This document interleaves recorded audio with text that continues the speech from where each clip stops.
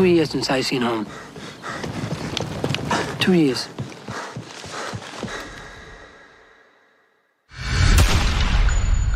It's fucking war. At 0600 hours, we will begin training to go to war.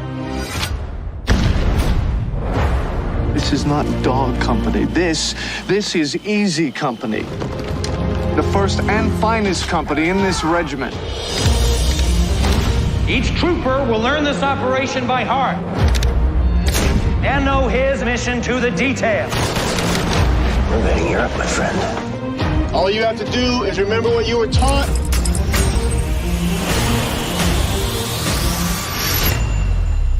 I guarantee you gravity will take care of the rest.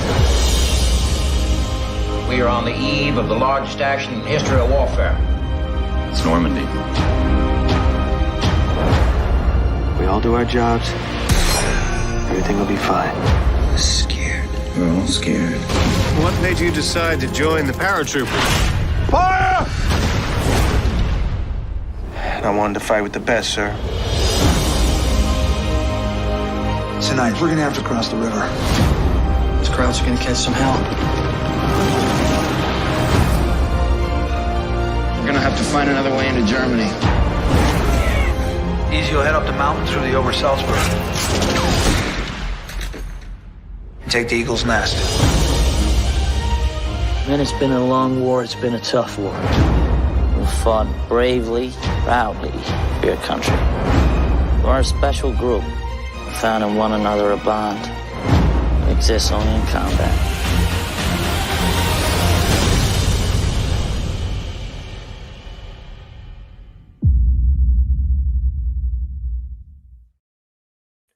Hello and welcome to the second year anniversary of the channel. It was July of 2022 when we did the very first industry interview with actor Jason Fleming.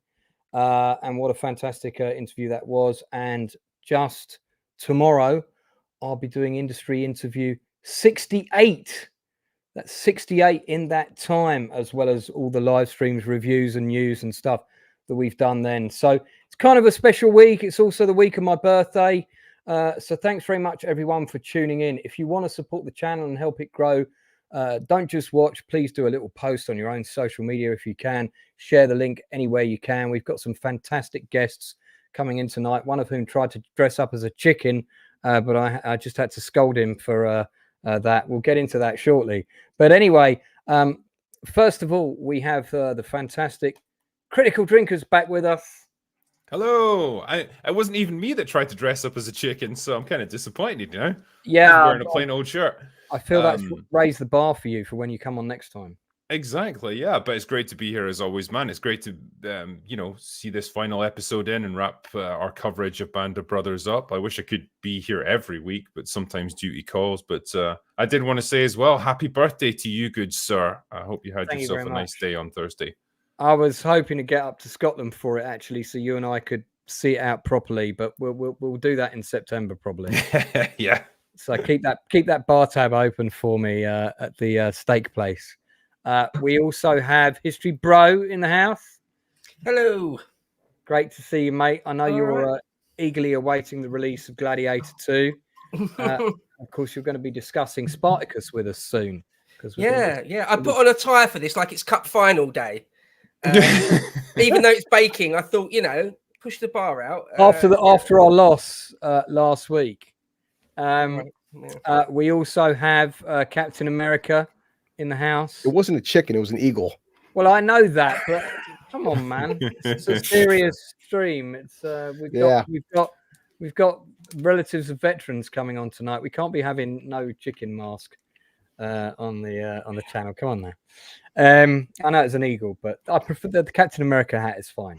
That's all good. America. That's all good. We also have coming on to this particular stream for the first time, a man whose grandfather served in the 82nd, then transferred to the 463rd Parachute Regiment, Field Artillery, which there's a fantastic homepage for it. You can find it online. It's here. They participated in, among other things, the invasion of the south of France, Operation Dragoon. They also were there in the midst of the fighting in Bastogne, and of course took part in the advance into Germany and so on. But this was a unit. It's not something you normally associate with airborne operations as artillery. It seems like the two things wouldn't necessarily go together all that well.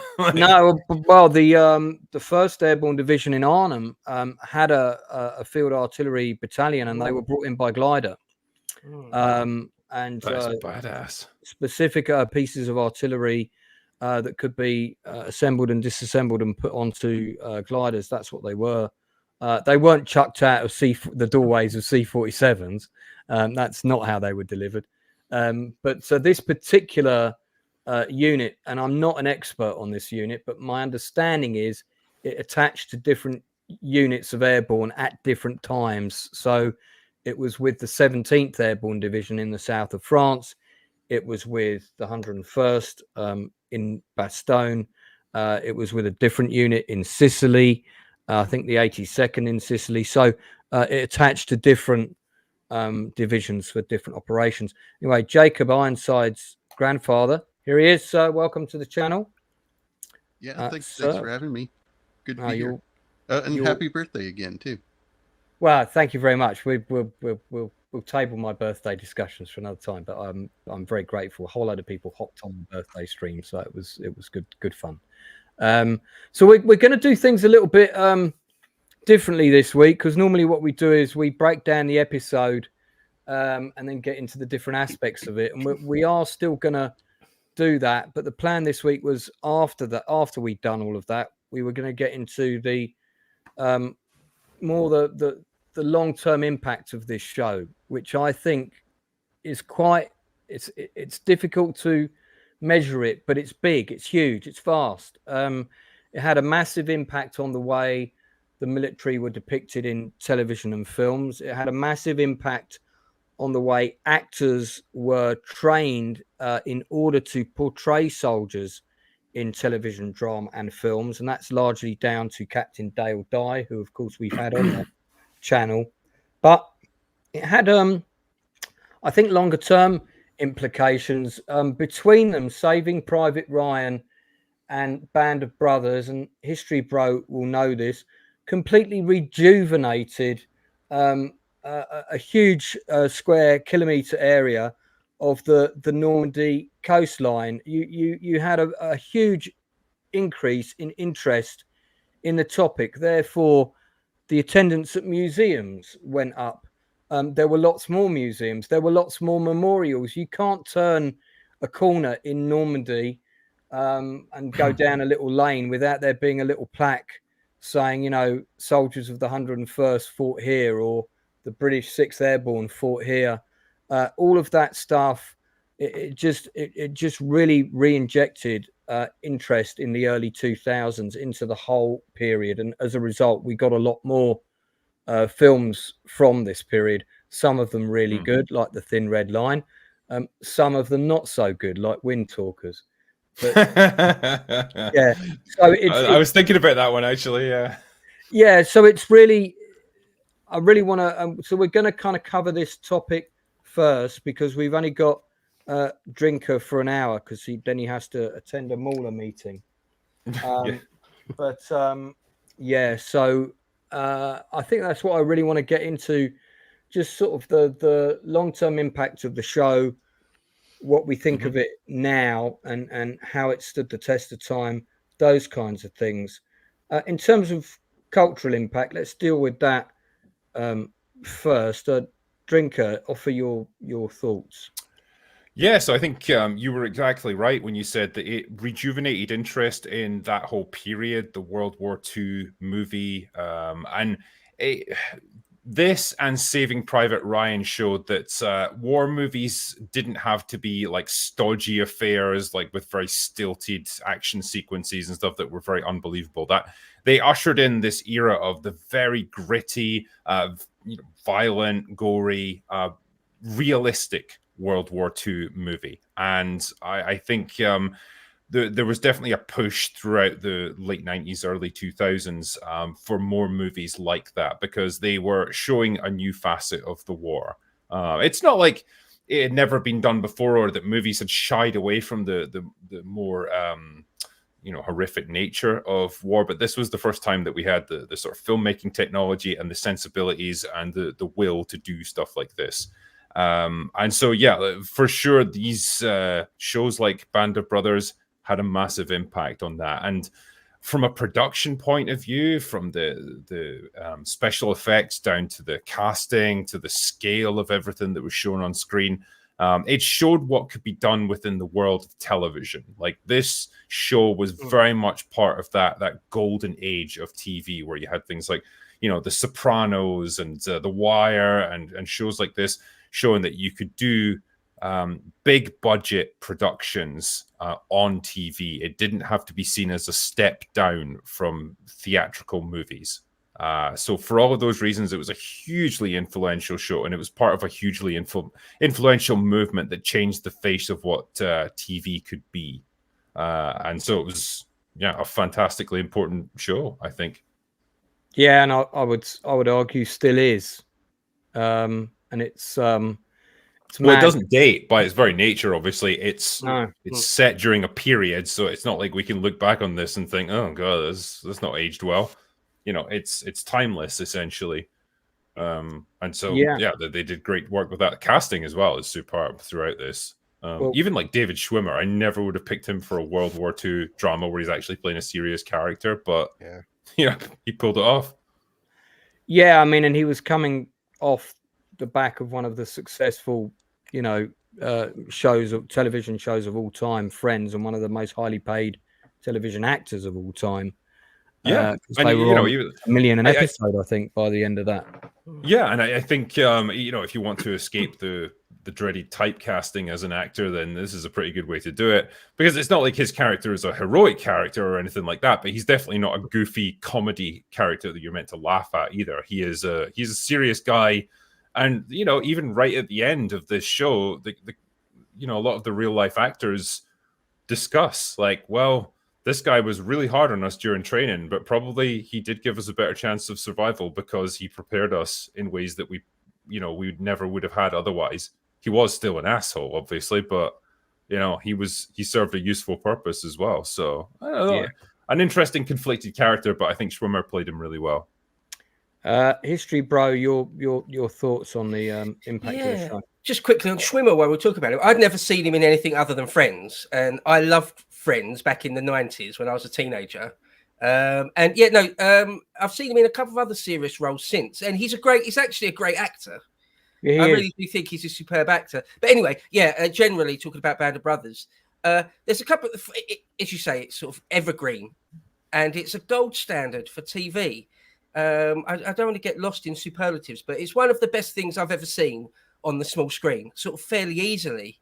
And I think a lot of people agree with what I'm about to say. But for me, it's one of the things I return to. I just keep returning to it because it's that good. And in terms of sort of its general impact, I think it was. Yeah, like sort of a moment in time when you look back at sort of 1980s or 1970s or even old black and white World War II films, they're of their time. And everything that gets made now, it seems, about World War II is just hell-bent on making all the Nazis seem like devils or something. Whereas this is sort of that sweet spot where it's neither of those things. It's not like that sort of fairly stilted, like 1960s stuff. And it's not the modern, over-the-top woke stuff. It's just accurate and real.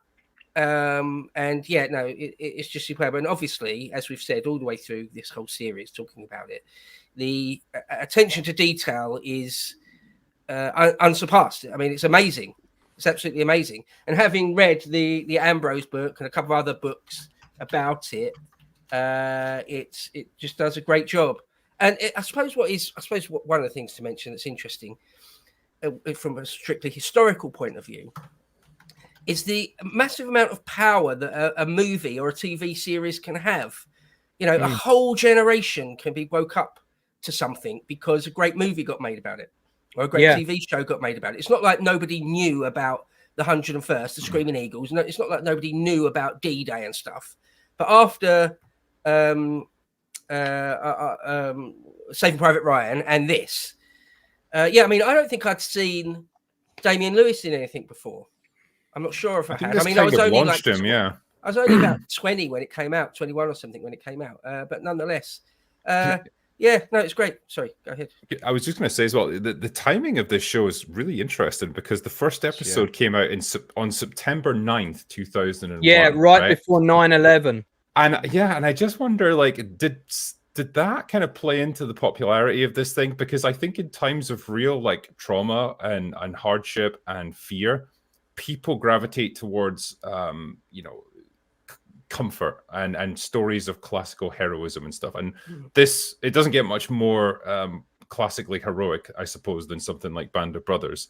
You know, the all-American company fighting their way across Europe to liberate it from an evil force, and ultimately prevailing. I think that's, that might have helped to boost the popularity. I mean, not to say that it didn't deserve to be extremely popular anyway, but I just wonder if it's a serendipitous sort of aligning of events. Well, I don't know if you're aware of this, Drinker, but HBO spent a ton of money on physical advertising boards in Manhattan right before the show aired, and that they had if you ever go to D-Day for the D-Day celebrations, you'll see what they do is they have these images of the real life heroes, and they do these big banners that drop from lampposts, and you have the name of that individual and something about them in italics underneath, and you'll have whole streets of these,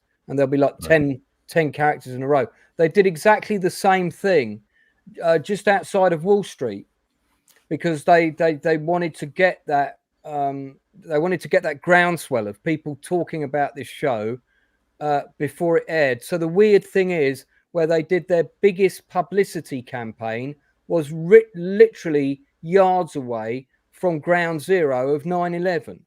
In the weeks before 9/11, that's where the strongest physical, instead of the TV spots and all that, but the strongest physical ad campaign they did was in Manhattan. And I think it so could have gone the other way. People could have turned off it. Bridge Too Far didn't do good box office in America. It did great box office in Europe. But in America, the reason that people didn't go to see it was because it was coming out at the tail end of the Vietnam War. And people were fed up of war movies and whatnot. But I think you're absolutely right. I think because this was something that tuned into the core of American values, and there's something very traditional about the story and the characters involved, and those good versus evil, that kind of thing. And I think probably most people that signed up to the US Army as a result of the events that have happened in 9/11, and it was the largest recruitment ever in the history of the US Army, I believe. I think that's a really good point to make about 9/11. If I could just chime in quickly. Yeah, no, please. I'm old enough to remember. I was like, I was like 20, I think. Yeah, I was 20 when 9/11 happened. So I was already an adult. I remember it clearly. And it was, again, a moment in time where it's difficult to explain to people, because there's a fair few 20-year-olds I work with in my office, and they were either not even born or they were tiny kids. They don't even remember it. But yeah, people were screaming out for something, anything to sort of balance the ship, anything to hold on to sort of. It was a scary time. It was for a good few weeks before we defeated the US defeated the Taliban in about 3 weeks flat, when we were like, okay, things starting to calm down a bit again. In those few weeks, there was sort of anything. And this story is, let's be fair, a great American story. The heroism, the story of Easy Company is kind of mad in a way, where they were everywhere from D-Day to Berchtesgaden. It's sort of remarkable. And they're the goodies. They're the winners. It's sort of an undeniable boost for Americans, the narrative of it. And so Yeah, it's great. It's perfect timing. I think that probably played into the resurgence of World War II movies in the 2000s as well. Again, in times of crisis and insecurity, then it's always comforting to have these stories of heroism and, you know, good triumphing against evil. And you know, World War II is the perfect playground for that kind of thing from a dramatic point of view. Yeah. Absolutely.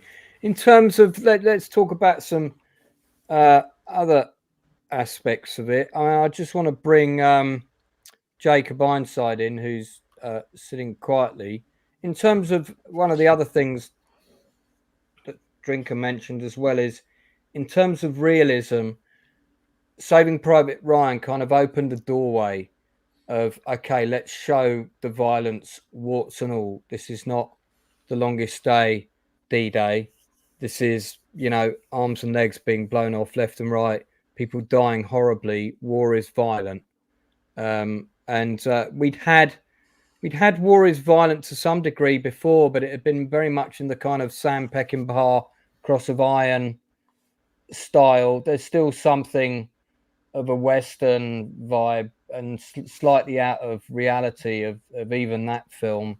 This really felt like, okay, we're going to show you what it was like to land on a landing craft and hit that beach. And with Band of Brothers, we're going to show you what it was like to land in the forest in the middle of nowhere, and, you know, running around not knowing friend or foe.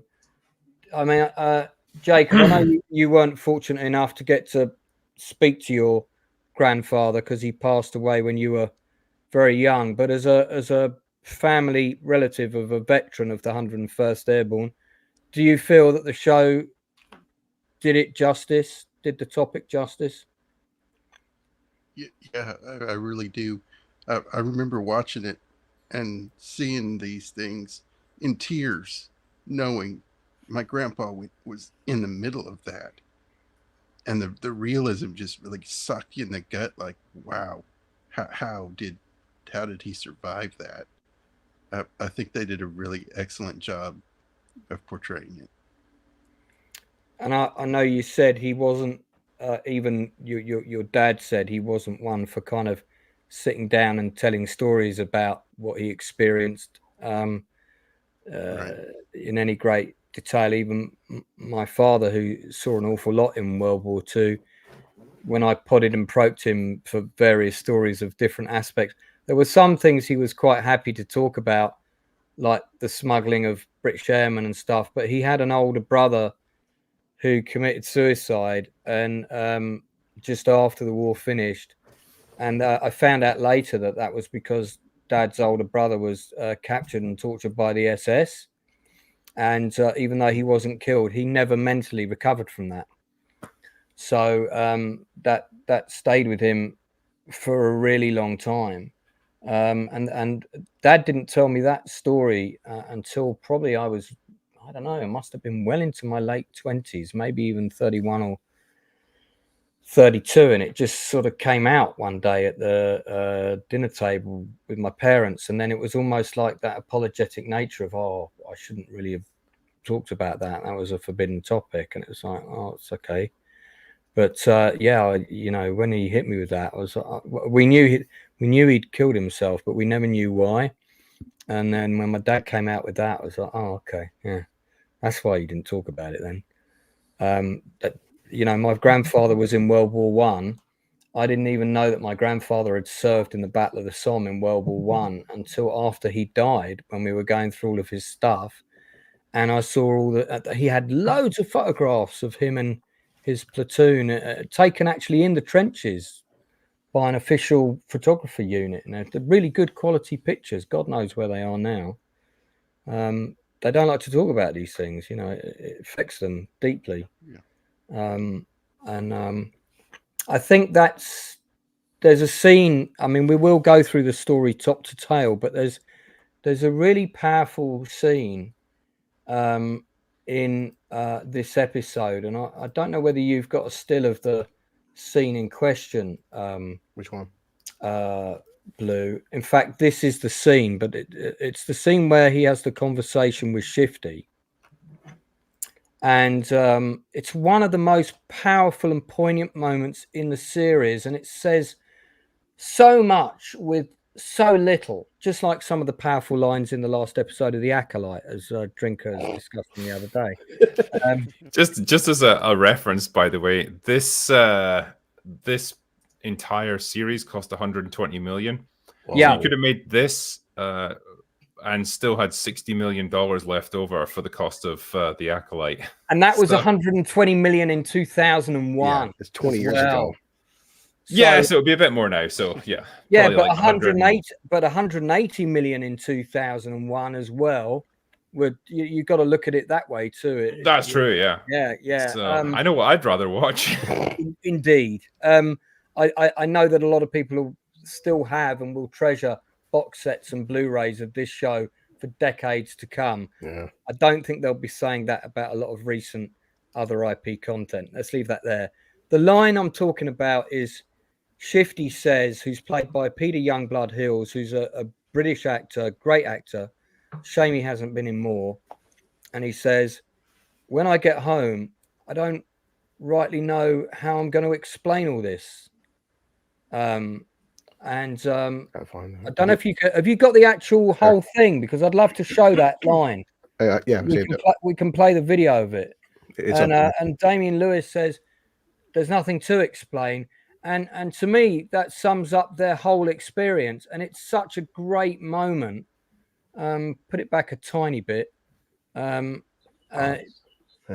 yeah, it's a really good scene. So good. Can you play this? Is this video? I'll pull up HBO in a second. All right. Just while you're doing that, it reminds me of the closing line from The Big Red One, and I'm sorry to derail this into a different movie, but no, that's fine. I did really like how that movie ends, where Lee Marvin stabs a German who's trying to surrender, just like he did right at the beginning of the movie. At the end of World War One, they find out that the armistice has been signed and that the Germans have surrendered, and they all kind of pull together to try and get this guy to safety to save his life. And the closing narration is that we had more in common with that Kraut than we did with all those replacements whose names we'd never even learned, because we were all survivors. And in the end, that's the only real thing to take away from war. And I thought that it was a nice, I guess you could say, a humanist way of looking at it, that just making it out at the other end in one piece and still being alive is the real victory there. And ideologies and stuff aside, like that's something that binds all of these guys together, that they all fought and they all survived it. That is an interesting bit you picked out there, Lance, absolutely, because it says much earlier on in the Band of Brothers, Stephen E. Ambrose book, and I've seen lots of other modern combat veterans say this, that you see loads of terrible things, you see loads of horror and gore, but the thing that really stays with you, that's difficult to process for the rest of your life, are the things you did and that at the time you didn't think was a big deal. So, for example, in episode 8 or 9, there's a whole section in the book talking about how when some Germans get killed, or you see an artillery piece go over and a German position blow up and body parts go everywhere, everyone's cheering, literally cheering. They love it. Well, 15, 20, 30, 40 years later, no, that's haunting you. And particularly Shifty as a sniper. At the time, you think nothing of it. If anything, you're happy that you took out a guy. But no, that stays with you. And so, you actually destroyed loads of families when you killed some dude. Yeah, you had to do it. It was your job. It was you or him. But nonetheless, you sort of destroyed a family somewhere by doing that. And you realize it often years and years later. And it's very, very difficult, if not impossible, to really get over. I mean, that's the reality of it. It's dark stuff. Yeah, history, bro. I said this not too often, but a friend of mine joined up after 9/11. He went to Iraq for a couple of years. He came back, and Chris, as a father, I can tell you something, and I won't repeat it here, but yeah, as a dad, he had to do things that he'll carry with him the rest of his days. Yeah, I can believe that. Can we just play this scene just for a second? I'm going to risk getting copyrighted because I really just want to back play home in Virginia. Well, I just don't rightly know how I'm going to explain all this.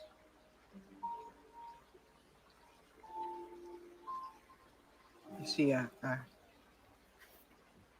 seen. You're a hell of a fine soldier, 50. Yeah, and then he says, "There's nothing to explain." Yeah, so good, man. I mean, it's more to explain. Yeah, it's such a good scene, and this is sorry. Well, even though Shifty doesn't have that much dialogue in the show, this scene tells you everything you need to know about his narrative in the show and who he is as a character and probably the kind of person he's going to be. I just think it's amazing how some economical dialogue, some incredible acting can deliver such a golden moment in a piece of television history. Boom. I think it neatly sums up the idea of the loss of innocence, I suppose, because a lot of these guys who came out to sign up and fight in this war, they might have been like, farm boys from the Midwest or whatever, like fairly simple guys living simple lives and like a fairly innocent existence, to come to Europe to be thrust into a completely different country, first in the UK where they're prepping and getting ready, and then the invasion, fighting their way all across Europe, the things that they have to do in combat, then coming across like the concentration camps and stuff. Like how can you not come back a completely different person than you were at the beginning? Like that, there's no going back to who you were before all of this began. And I imagine there was a lot of guys just having to wrestle with that truth of, one, I've seen a dark side of humanity that I'm never going to be able to unsee, and two, it's completely opened my eyes to a different world, that I even if I go back to my old hometown, it's not going to be like it was before, and I'm never gonna be able to put this behind me entirely. It's a great episode because I think it's a very reflective episode. There's not really any combat or anything. It's not an action heavy episode like we've had so many times before. This is very much everyone taking a collective breath and looking, one, back on what they've experienced and how it's changed them, and two, starting to cast an eye towards the future and how the hell do we go back to our lives after this? How do we start to rebuild the world after all of this? So I think it's great. It really takes the time to flesh out a lot of these ideas and the impact this had on all of these characters. Can I add to that real quick? Yeah. The point Drinker made about the loss of innocence. Yeah, we talked about it, I think, in the first episode. These are almost children, a little more than children, a lot of them. One of them says, the old guys at the end, it talks about how they were babies. We were all babies. A lot of them are like 21 years old and stuff. Dick Winters was 27 by the end of the war in 45. He was 27, and he's one of the oldest ones. A lot of them. Damian Lewis was a bit older than that. Right? Yeah. So when they first went in, at least they were extremely young. A lot of them are virgins. A lot of them hadn't heard swearing hardly ever before. A lot of them had never been drunk before. A lot, they hadn't really experienced much life. They'd gone to high school and maybe a year of college and things. And yet a lot of them are from rural places, rural communities. They were very, very, very green and young.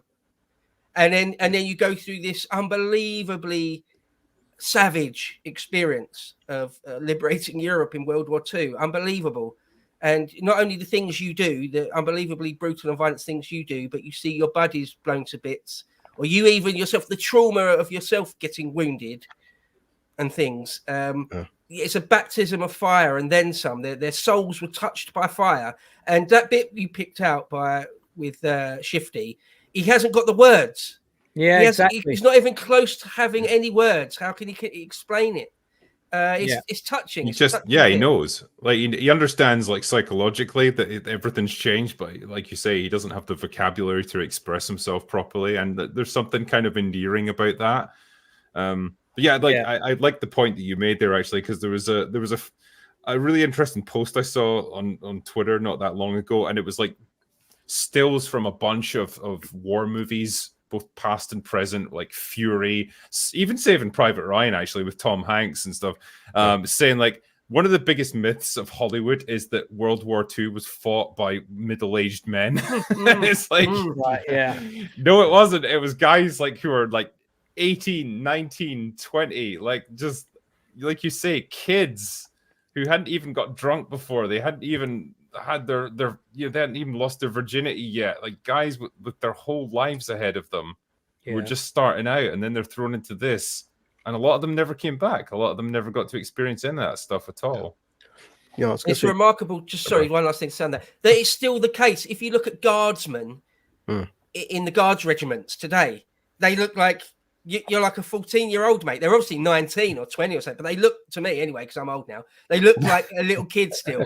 And like you look at the World War I death lists, and if not an officer, again, they're like 18, 19, 20, 21, loads of them. You look at people that fought in Ireland during the 70s and stuff. A lot of them are like 19. It's incredible. No, I think I was going to say, to bounce off Bro and Drinker, is that my favorite scene in all of Saving Private Ryan is when they finally find out what Tom Hanks was before the war, because it's this myth. Teacher. Because they all thought he was John Wick. They all thought he was some kind of like huge military badass, and he was a school teacher. Like, this guy's the captain, the guy you lead up to, but the whole joke is the poll of what he was doing. Who was he before the war? Just an average guy. And I mean, what combat experience does a school teacher know back in the 40s about killing people? And it's such an interesting situation that there's never been anything else quite like it, where people are conscripted for war. Like when there's a global war, like the First and Second World Wars, and they have to bring people in to do it, because you're so used to looking at a soldier and thinking, well, that's just what you do. Like you're a professional soldier, you've been doing it your whole life, and you're just you're used to this life. But then you get things like Saving Private Ryan and stuff, and you realize these guys were just regular people. Like not even a year earlier, they were teachers, engineers, like farmhands, whatever it is, just normal jobs. And then they're put into this, and suddenly they're getting shot at and blown up, and they're killing people. What other experience can even equal that insanity? You can't even imagine it. Just getting plucked from your life and put into this and told, like, this is what you got to do now. And one other thing to add to that, I build on that. Remember, if you're about 20 years old, maybe between 20 and 25 years old in sort of 1942, when they joined up and stuff, your formative years, all your childhood would have been through the 20s and 30s, the Depression. So not only were they green and young, they were also deprived. So I think I read this in episode 1, but it's just a quick line here I found where it says a lot of them grew up in the Depression, and they had the scars to show it. They'd grown up, many of them, without enough to eat, with holes in the soles of their shoes, with ragged sweaters and no car, and often not a radio. So if you're some rural kid, 20-year-old rural kid from America, grew up during the Depression, it's not like someone nowadays, a 20-year-old nowadays, who's like used to knowing about the world and hard times make strong men, Right. Yeah. So they were more green and unworldly than we can imagine. Yeah. And then you throw them into this. But they were probably tougher. There is that. Like, if they lived through the Depression, they were probably tougher than any of us could ever hope to be, because we live a more affluent life, and we're like, things are easier for us now. Well, what's weird too is, but imagine back in the 40s, if you are a 17-year-old kid, you have like the high school bully, your local town has maybe some kids stealing some candy from a little local candy store. You go from that to dealing with Nazis, and that's the greatest evil at this point the world has ever known. Imagine like your mental state going from that, like your average local crimes, to people that will kill women and children in front of you. Yeah. And we mean real Nazis, not like someone who said a mean tweet online. Not like Lawrence Fox. real Nazis, not Well, like that's the not thing. like Drink Nazis. jokes about that, but it does become that thing nowadays. That term has become so deflated and so overused now. It's lost the meaning it once had. Well, you know, and it is tremendously insulting as well. 100%. Because, like, you know, an actual Nazi from World War II is one of the most horrific, inhuman beasts imaginable, and to then level that at someone who just like made an edgy tweet or said something you disagree with or whatever, it's like so unbelievably disrespectful to like everything that went on in the Second World War. It's just, yeah, it's absurd. But then that's modern culture. But anyway, that's a different discussion. I just with this still that I've got up, I just wanted to point out that C-47, the Dakota in the background, that's one of Alan Tomkins' flatbacks. So that is just this ruins so much of movie making for me when I just realized that was a cardboard cutout of a plane. Yeah, that's because it looks good. It looks really convincing. Good. Like the way the light shines off it and everything, it looks ideal. He actually designed them so that the door was curved, so people could actually step into the door and look like they were going inside. Oh, wow. Right. And they could put a false back behind it. I mean, they did have real ones on the big scenes as well, but yeah. So is this the scene where they're in is it Berchtesgaden? This is right at the end where, I mean, this is basically the scene that didn't happen, which is when they're all at the end playing baseball and it's announced that the war is over. Okay. And we go into our epitaphs of what happened. I think it's they're supposed to be in Austria at that point, a place called Yeah. Zelensee. Yeah, it looks suitably Austrian, to be fair. Like, you know, I mean, very this alpine. is. I believe that the whole baseball sequence was actually shot in the UK, and a lot of because I was going through these with the inside man, who, by the way, would be here but is having extreme technical difficulties. But a lot of the times when they were driving around in the trucks for this episode, you'll often see shots where the camera starts on mountains in the background and then pans down to trucks on a road. Pretty much all of those scenes with the trucks on the road, not this stuff in the mountains where they go to the little hut in the hill, that was shot in Switzerland, actually. But the driving stuff, nearly all of that is shot on the Hatfield estate. And all the mountains have all just been added with early CG, or what we would call template shots, and then put in the background.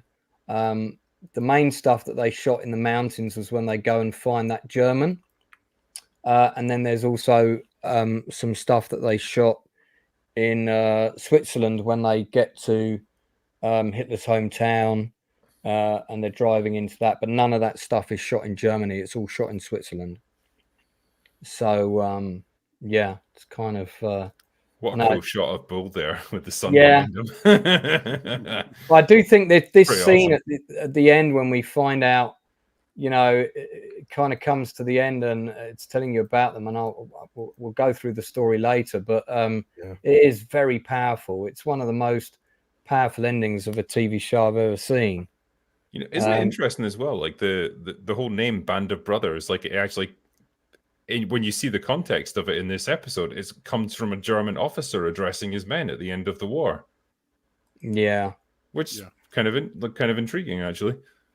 That scene, which again, this scene was shot in the UK, and I think the inside man is in this scene. Wolf Kahler, of course, is the bad guy from Raiders of the Lost Ark. Yeah, and he was hunting for a house in Highgate when me and my ex-partner were walking along the street, and he came straight towards us. And I remembered, thank God I didn't have a brain fart where you can't remember the name or anything the person's been in, but you know exactly who they are. I actually remembered his name and everything he'd been in. So I ended up talking to him on the street for about half an hour. He is absolutely ginormous. He's about 6'6". I mean, he looks pretty big in that shot, actually. Yeah, he's to be fair, really tall. That's why he always got cast as the kind of Aryan Superman sort of character, but very, very pleasant man. quite a great. I honestly did not know it was the same guy from Raiders of the Lost Ark until you Yeah. mentioned it right there. And like looking at him, I can totally see the resemblance. Obviously, Yeah, that's pretty cool. yeah. It's that whole scene. Men, it's been a tough war. It's been a long war. That whole speech is basically, when you're listening to it, it's really everything that Winters would have said to his own men, isn't it? Well, it's the universality, I suppose, of just having made it to the end. Like, okay, one side's the victor, one side's the loser, but ultimately they're all still alive. And when this is over, they're going to go back to their lives probably, and start to rebuild. And maybe there's a certain like victory in that, just having made it through all of this. There is this thing of the camaraderie, not just between soldiers, but between your enemy as well. That's sort of a fairly well documented thing. Old guys get together that fought on different sides of wars, and they shared an experience. They might have been on opposite sides, but they shared an experience that no one else can share with them. That's sort of a fairly well documented thing. And I think even I'll just quickly say, I think just at the end of the last episode, you get some accounts from some of the real guys. I think it's the real Shifty Powers, actually. He says there's quite a lot of Germans he came across during his time in Europe. And he said, under other circumstances, we could have been good friends. We're sort of the same dude. Really young guy that loves hunting. That's it. Yeah. It's I mean, psychologically, I can't imagine being in that position, but like the fact that they are able to, in a lot of cases, like maybe not make friends with their former enemies, but at least have cordial relationships in the years and decades after the war. It's an impressive thing. And like you say, maybe there's just a camaraderie to be found in the fact that they all shared that experience together, even if they were on opposite sides. They made it through to the end, and that's something that binds them together, I suppose. Yeah, no, there really is. I've seen some guys actually fought in the Pacific, and they meet up with their Japanese counterparts who survived, and they become firm friends to the point where they meet up and they're like hugging and crying with each other. Yeah, it's not just like a bit. It's not just like a bit of a standoffish. Yeah, we experience the same thing. No, it's like we've got something that no one else will ever know. It's crazy. Yeah. Maybe it's good to get that release, I suppose, to like almost to forgive each other, I suppose, and move on from it. Jacob, go ahead. Fight just on different sides, They fought on different sides against each other, but they've still got that brother in arms. Yeah. About them, which draws them to each other. Yeah, not to mention this show tackled that very heavy subject that a lot of shows, lesser shows, wouldn't tackle, is that perhaps maybe not every German soldier was a monster. Perhaps some of these guys didn't want to be doing this stuff, but they had no choice, because if they didn't follow orders, they themselves and their family would be killed. Isn't there an early episode? It's probably one of the ones I missed with you guys, where one guy from Easy Company encounters a guy fighting for the Germans who's actually American born. And he's like, they actually lived not far from each other, and like they kind of hung around with the same people, and it's like this guy traveled to Germany to fight for them and stuff, and he ends up getting executed by spears. I think that's malarkey. Eugene, Iowa, I think. Yeah, they were both from Eugene, Iowa. He said what a crazy situation. Yeah. That's a true story as well. That actually happened. Whether or not that guy was one of the people that was executed by spears, I think, is a bit of dramatic license. But it is true that did happen. Just to make a point of building on what Blue Collar said there, absolutely. Loads of the Wehrmacht, i.e. the normal German army, weren't necessarily members of the NSDAP, i.e. on board with the National Socialist Nazi political program at all. Hitler in 1933 only got something in the rough ballpark of 30% of the vote, i.e. 70% of Germans never wanted Hitler or anything. So yeah, lots and lots of them were fighting because they had to, or they felt they had to. It's a good point. Again, it goes for all wars. There were lots of Japanese people that didn't necessarily. Well, anyway, you get the point. Yeah, no. I do like this because I remember this scene as well, particularly like this old guy here who fought in the First World War, because he just makes this offhand comment like, Oh man, this is my second war that I've fought through. Like I'm getting tired of this now. Yeah, and he Like, talks about the different people, like, you know, the French people, not too bad. The Dutch people are nice. The Russians, oh no. But you know, because it's easy to forget, like this, like the Second World War, particularly in the early stages with 1939, 1940. This came within a generation or so of the First World War, and so there probably were people. There was an overlap, I suppose, of people who fought in both. There were been young enough. Yeah. No, absolutely. One of the famous examples of that is Ernst Jünger. Ernst Jünger's got an incredible book all about his experiences as a very young man in World War One in the trenches, Storm of Steel, and then he was in World War Two as well as an older guy. So if you were born just about right, there were lots of people, lots of Germans that fought in both. Lots. Yeah. Well, you know, like a lot of the Nazi leadership, like Hitler fought in World War One. Goering was an ace in the German Air Force during World War One. Like, it's like crazy how close they were together. It's funny when you see Goering later. It's hard to believe that he even ever fitted into a plane, let alone was a fighter race. Didn't he become like a cocaine addict and stuff towards the end? And he just plundered all the food and art of Europe. This is Tom Hardy, by the way, who has a small role. He briefly appears in episode 9, While We Fight, and he was completely unknown at the time he did Band of Brothers. Plays, I think, is the character name of Yannick, and one of the things that Winters makes a comment about, and it's a theme in this episode, is that even though basically fighting had stopped and the war had all but ended, and after it had ended, people were still dying under his command from either accidents or stupidity. Yeah. Can I say a super quick note on Goering? Literally just a few seconds. Sure. During the beer hall pooch, he got shot in the groin. I don't think he got his dick or ball shot off, but he got shot in the groin. And from then on was essentially a morphine addict. Firstly for the pain relief, but then just became a morphine addict in general. And you know, sometimes you think someone that's addicted to stuff, you end up really wizened and skinny, or it can go the other way. You can become very gluttonous, and that's what happened with him. So yeah. Anyway, this is Goering's personal wine collection. Hey, I approve. Yeah. Not endorsing any other aspect of his life, but if the man likes wine.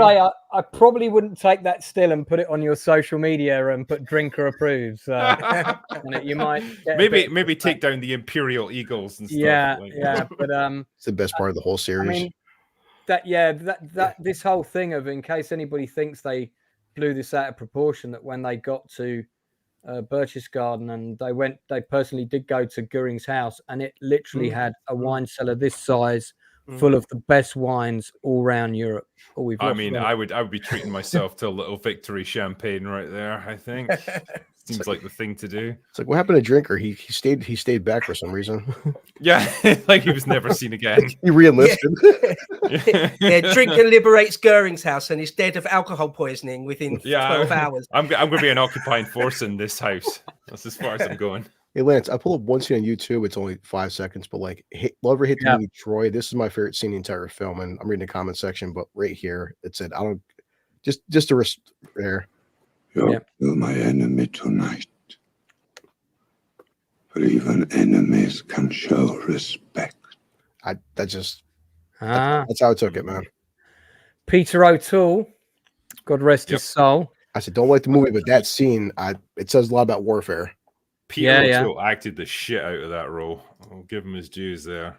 Yeah, I mean, he all of his final roles of his last 10 years of his career, he kind of, I think on every one, he probably thought, my number's probably up. I better go all out. 5 roles it's like later, Richard Harris and Oliver Reed. It's like, you know, eventually they're going to drink themselves into oblivion, but give it their all while they're still here. Yeah. I know, Drinker, you've got to go in the not too distant future. Have you got anything else you want to say about this episode, or thoughts in general? And who do you think Damien Winters, Damien Lewis / Winters aside, who definitely was the biggest breakout star of this show, after him, who do you think was the standout actor for you personally? Ooh, good choice. So I think I really like the guy who played Ronald Spears because he there were, he seemed like a really fucking intense character, and clearly there's a bit of a cloud over like his willingness to execute POWs and stuff like that. But like the actor that they got to play him was just like laser focused. Like when he's in combat, he knows exactly what he needs to do, and he's clearly not afraid of like putting his own life at risk. There's that scene where he has to run through a village backwards and forwards that's occupied by German infantry, and he just does it like sheer balls to the wall. I'm just going to go for it, and nobody even fires at him because they couldn't believe anyone would be so stupid as to do something like that. But he just goes for it. So I really liked him, and I really liked is it Bull Randleman? I can't remember the actor's name. But yeah, I thought he played it great. Like a proper solid, like that's a guy you can absolutely depend on in any situation. Michael Cudlitz played Cudlitz, that's the one. Paul Ranneman, and if you haven't seen him in Southlands, you definitely need to see him in that. There's a cop show. He's exceptionally good in it. So I liked him, and I really liked the actor who played Nixon as well. Again, Ron Livingston. Yes. Yeah, I saw him recently in a show called Loudermilk, where he plays a recovering alcoholic. So one can sympathize with that. That's a great show, man. Yeah, he's really good in that. He's really funny, and you get to see a different side of him. But obviously, he's much younger in this. And again, I think he plays that tortured soul really well. Yeah, Matthew Settle plays our man here. And I am surprised that he's done all right, and he's still a jobbing actor, I believe. But I'm surprised we haven't seen him in, bigger leading roles. And I could say that about several of the actors in Band of Brothers who, again, Peter Young, Blood Hills, who played Shifty, fine actor. He's done a bit, but I would have liked to have seen him do a lot more. And he's an English actor, so his accent was all completely fake. Lance, isn't it funny? The actors with one line or no lines, Tom Hardy, Michael Fassbender, James McAvoy, the lesser actors, that lesser characters want becoming like major A-list stars. Yeah. It's interesting, isn't it? And it's funny as well. Like, I don't know, it doesn't seem to work the other way, right? But I feel like British actors can do fairly passable American accents to the point where maybe Americans don't often realize that they're British. But I think if you go the other way, like you can quite often tell, like that's an American putting on a British accent. By Jove, what on earth do you mean? Yeah. Tally ho, old boy. Well, drink your heads out, boy. I've got a whole new respect for Tom Hardy. The past month, I've been watching like a lot of Tom Hardy films, and he can just flow from accent to accent just so easily. Yeah. Yeah. Americans sometimes struggle with sort of the Dick Van Dyke syndrome. Call blimey, governor. Yeah. They don't always get it down. Lance, I put a picture of the real Nixon in the behind the scenes chat thing. I don't know if you can bring that up, but I think it's a great picture. Oh, I know exactly the photo you mean, and I've seen this picture. But they cast the actor quite well. He actually looks a bit like him. No, he does. This is a great photo. I think it's actually in one of the books I've got. It is. Well, it's in the Ambrose book as well. Yeah, but it's just on Google Images as well. But this is actually Nixon right after he's had that piss poured over his head. Oh no! Apparently, that's the day after VE Day. Oh, is it? All those bottles are bottles of champagne. That's Goering champagne there. Oh right, yeah. Oh, God. The more I hear about this guy, the more I like him. Honestly, it's a spirit animal.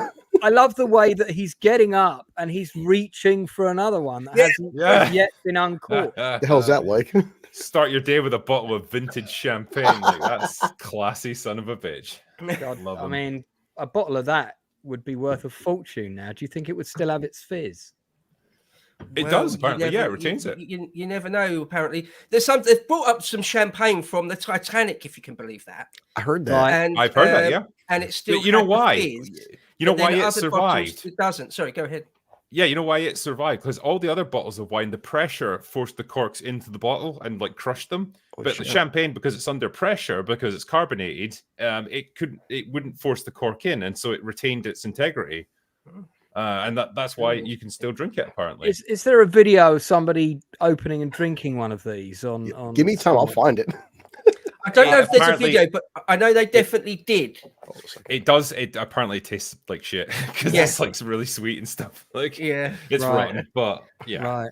That's the thing about Cool, all sorts anyway. of wine. So there's all sorts of vintage, extremely expensive bottles of wine that go up at Christie's or whatever, and it's like 20,000 for a bottle. And until you uncork it, you never know. It might be off, and it's like vinegar, or it might be fine. It might be 200 years old, and it's fine. It tastes good, and you just never know until you open it. Usually, it's horrible.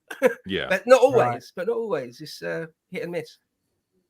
Well, Inside Man sends his apologies. His internet is currently playing up, which is why we don't have him here. Damn. But he's going to try and get on before the end of the stream. Drinker, do you have to depart? I'm just conscious of the time, or are you good? I for a bit? shall, I shall politely bow out, but I will, finish by saying that I think when I first heard about this show that it was going to be a TV continuation almost of Saving Private Ryan, my initial thought was, it's going to suck. It's going to be like low budget, and it's not going to have anywhere near the kind of visceral impact that the movie had.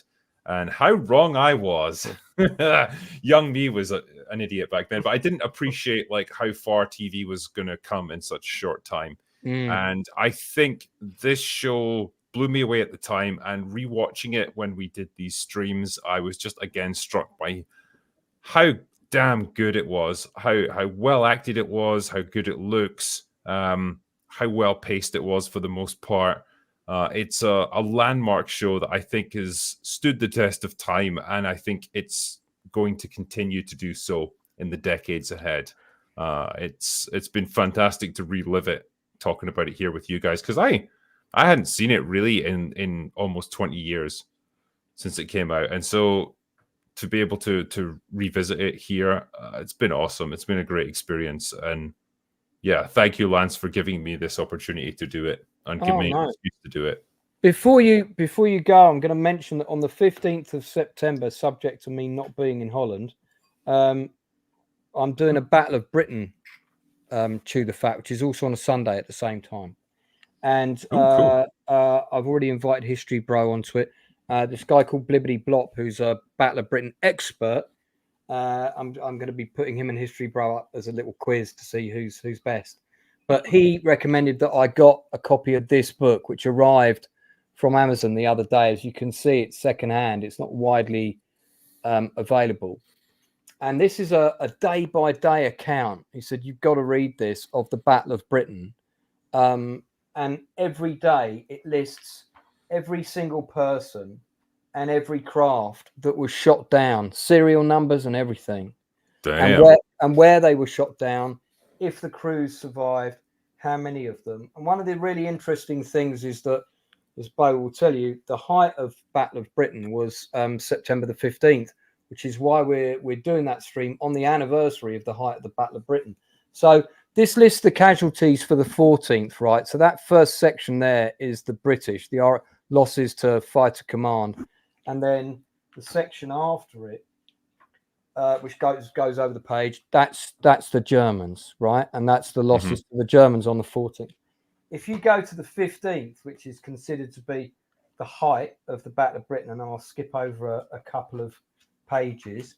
So the casualty list starts here. That's RAF Fighter Command. And then it goes these 2 pages. Damn. And then that section, that's where the Luftwaffe losses begin. And goes over the page. And that is also all Luftwaffe losses that day. Oh, they took a pasting that day, didn't they? Yeah, that was considered to be the day that broke the back of the Luftwaffe. But God, I mean, the numbers and just reading this is really like, I've got a couple of other books on the Battle of Britain, and you kind of get a section where, number of losses this day, and it's in a sentence. But when you see them and you see the names, and you can read, pilot unhurt, pilot wounded, Lieutenant Bowdell missing, Wahlberger missing. It's the detail in this is incredible, and there's every photograph of the Battle of Britain is in here. It's easy for us to lose sight as well. Like losing a single aircraft was a big deal. Like they cost a lot of money to make. They took a lot of time to make. Training a pilot to be like one, just even barely competent to fly a plane was a big investment of time. And then getting him combat experience so that he was actually capable in combat was even more. So to lose a single one was a big deal. And then when you're seeing page after page of people, lists of people that died in a single day, like you can't imagine that. That's a Stuka diving over the rooftops of London. It did not pull out of that dive and survive. Crazy photograph. Strinker says that the bottleneck was the pilots rather than the craft. They short supply. Incredible. Yeah. I look up somebody apparently this year. Somebody sold a record-breaking Titanic champagne bottle for $1.5 million. And I could buy a lot of Buckfast for that. I'm just saying. And sorry, Drinker, if you haven't seen it, just talking and praising David Schwimmer, the other film of his you've got to see, which he shot around the same time as this, is Uprising, about the Jewish uprising in the Warsaw Ghetto. I haven't seen that one. Absolutely fantastic film. I've got it on DVD. That was not our finest hour as you know, the Allies. There. But this is a really, really well told. It's a long movie. It's about 3.5 hours because they showed it over 2 nights, like a mini series. But it's directed by John Avnet, I think, and it's got a really decent budget.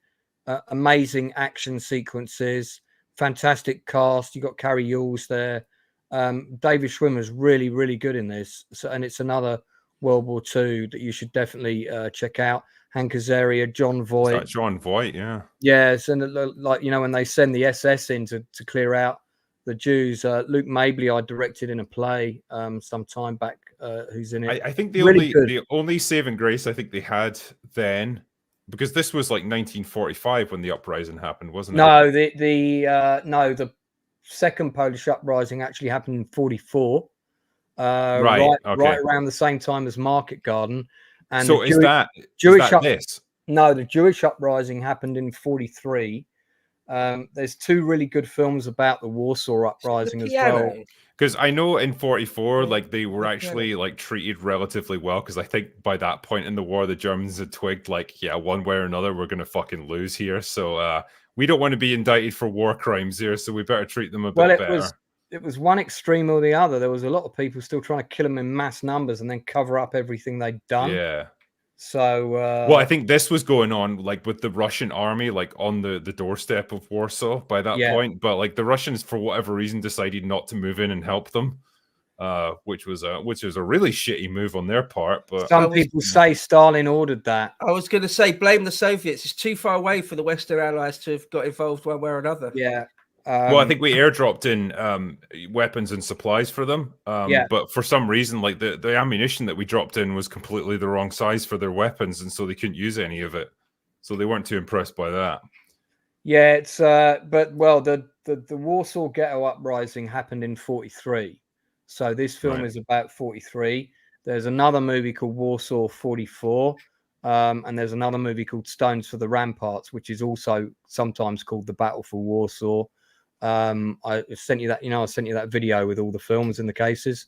That's the one I pointed out in there. But they're all we're gonna have to cover every single one of those. Yeah, we'll do a Warsaw special. I mean, they're all worth watching. Actually, they are all worth watching and worth your time. And I know you haven't got a lot of time, so we've got to send you the good stuff. Yeah. But all right, well, better let you go.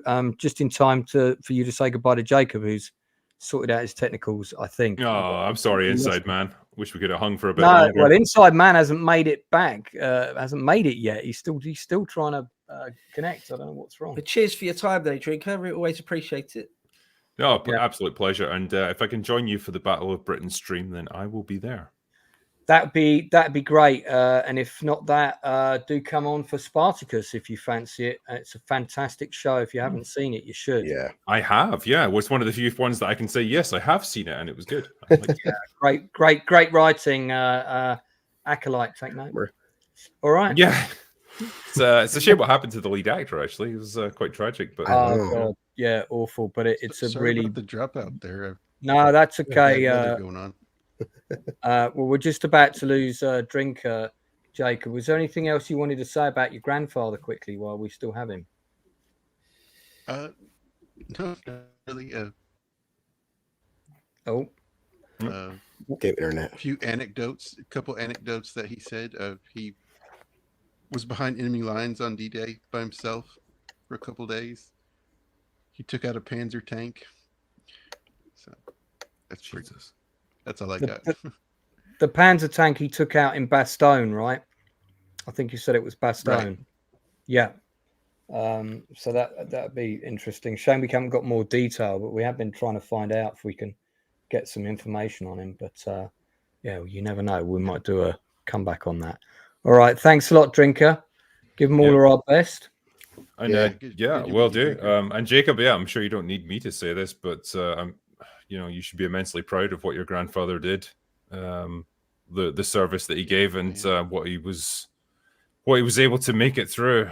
It's remarkable stuff, and truly an incredible generation of men who did this stuff. So much respect to him. Yeah, they were. Thank you. All right. Well, I will say goodbye to you, gentlemen. Now it's been a real pleasure doing this, buddy. Thank you. Yeah, thanks ever so much for coming on as many as you could, and I'm sure we'll see you again, and I'll be catching you for a pint in the not too distant Yes. Drinks are on me. All right. Catch you later, guys. Cheers. Bye. All right, buddy. Fantastic stuff. We might be joined by a couple more people shortly. Tox, I thought I already sent you that. I'll sort that out. I'll hit him up. Yeah, do you want to do that? Yeah. All right. Shall we do? Let's just run through the story of the episode. It won't take long because I made my notes on this quite concise. But I think it was good to get into all of that at the beginning. So I'm going to scroll past all my Spartacus notes, of which there are many. Here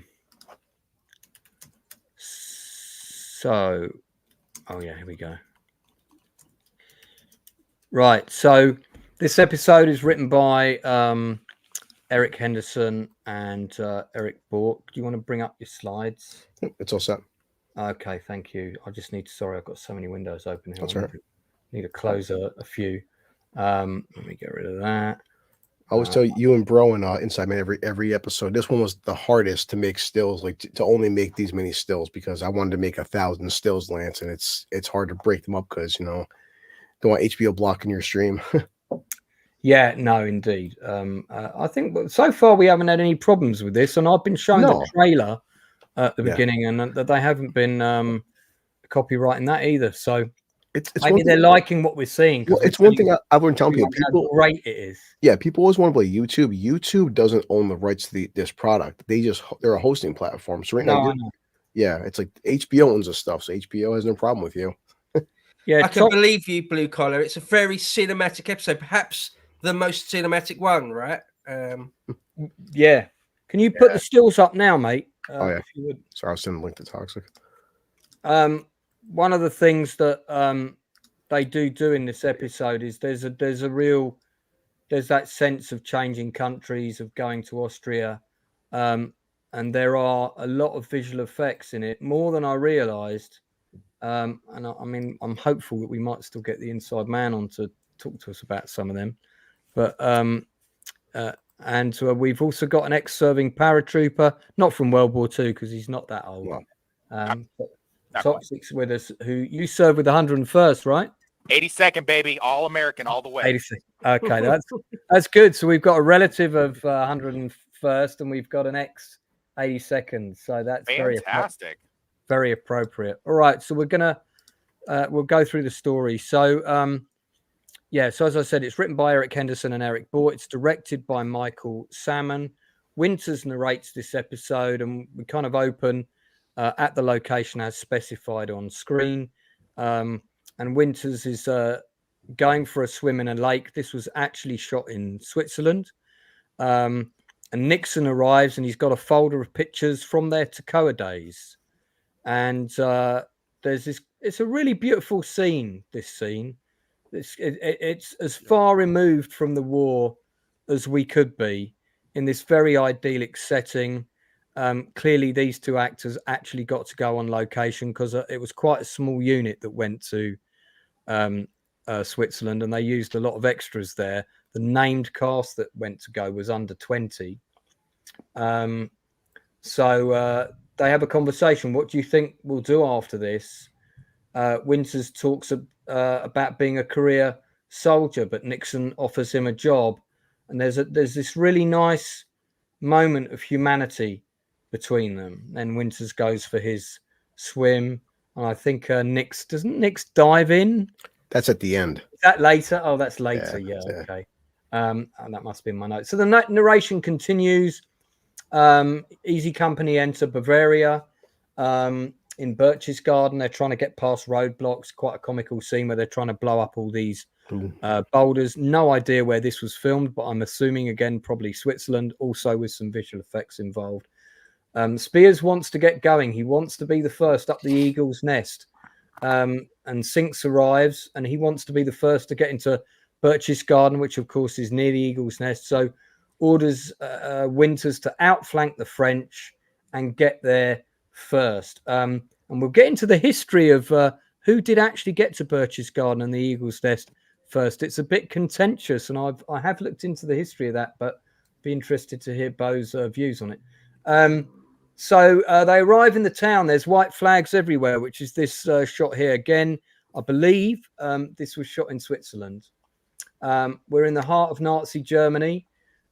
People had to be Nazis to live here. So that's why there's like no civilians left at all, because no one can do the old, I wasn't a member of the Nazi party, nothing to do with me.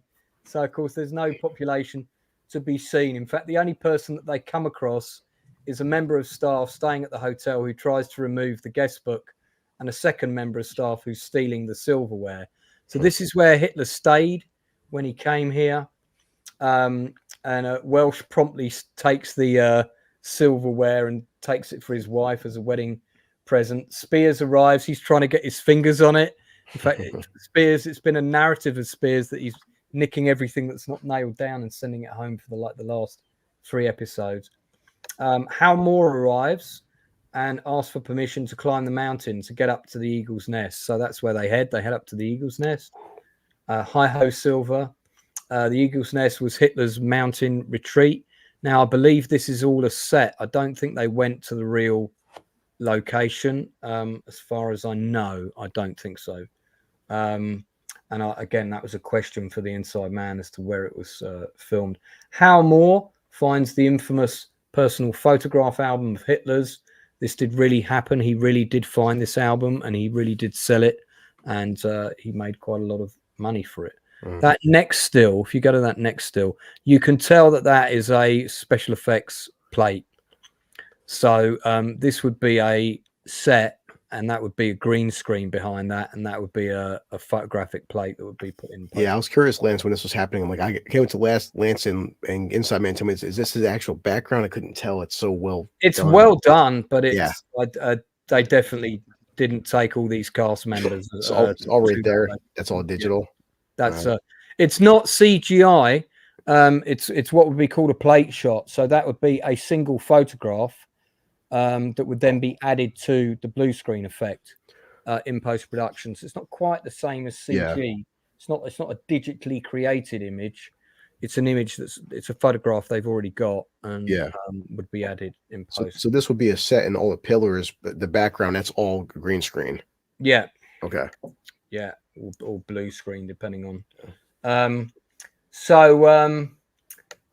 Winters arrives. Harry Welsh is completely rat-arsed. We find out that the German army has surrendered. Winters takes Nixon to the former residence of Hermann Göring. Now, this is a set. I think this is in England. So, again, that would be a plate shot behind that, and that would be an Alan Tomkins set, because I largely suspect that they didn't partly demolish a house in Switzerland. I'm pretty sure that is in the UK, that set photograph. There's a very impressive wine cellar with no less than 10,000 bottles of the finest wines and champagne. His face. which is like Nixon's present. It's one of the funniest moments in the show. And they're going to Austria next. On VE Day, they're basically now, and we hear in the narration, they're an occupying force. They arrive in Austria. Lots of German soldiers are returning home. So shots like that shot there, that shot probably was done in Switzerland, but the trucks are very far away. You can't see who any of the actors are. So that's probably the Swiss Army doubling as extras. But when it cuts to the close-ups of all of them traveling in the trucks, you'll see that those shots are all really tight with no vistas behind, unless they pan down from above, in which case it's an effect shot. Damn. So, but it's a great visuals here, though. I mean, it's a beautiful, beautiful location. Love the music in this sequence.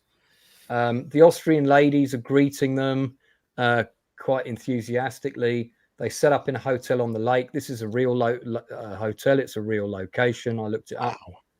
And I love Nixon's line, "We'll be comfortable here." Then there's the scene with the German officer surrendering to Winters.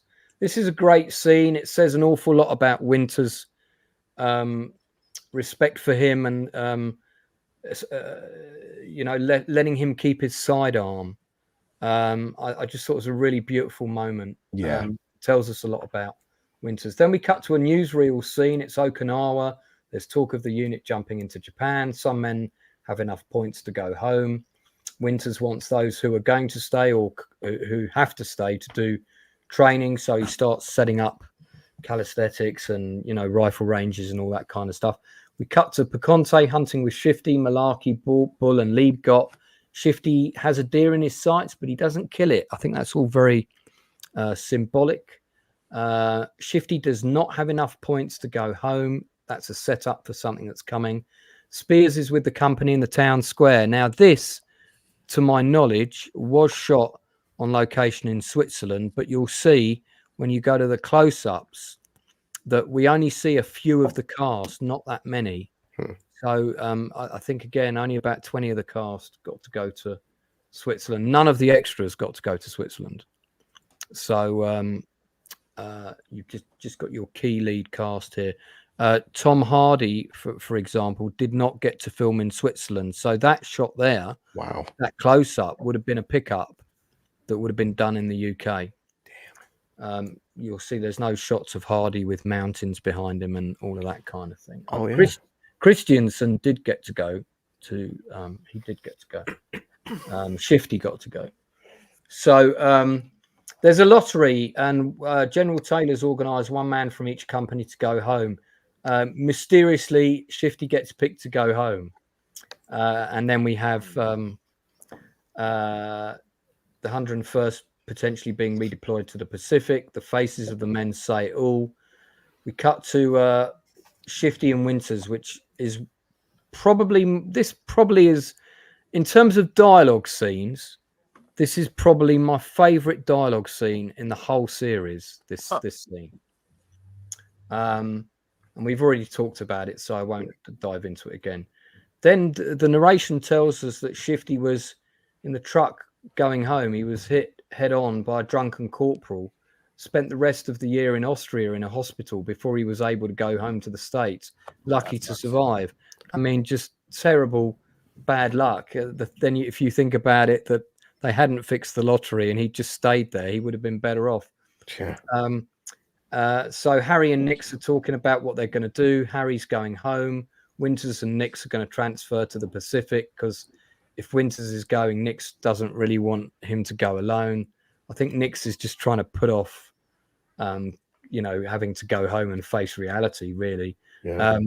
Winters has an interview about doing that. There's some brief flashbacks as his record is gone through by this senior officer. We see him shooting the kid in Holland. There's a flashback to Bastogne. There's a flashback to the death of Hall. He asks him why he wants to transfer. Winters is asked about a career in the army, but we can tell he's thought about it and says no. And this officer tells him, look, you've done enough. You don't need to do any more. and we're kind of left hanging as to what's going to happen to him now.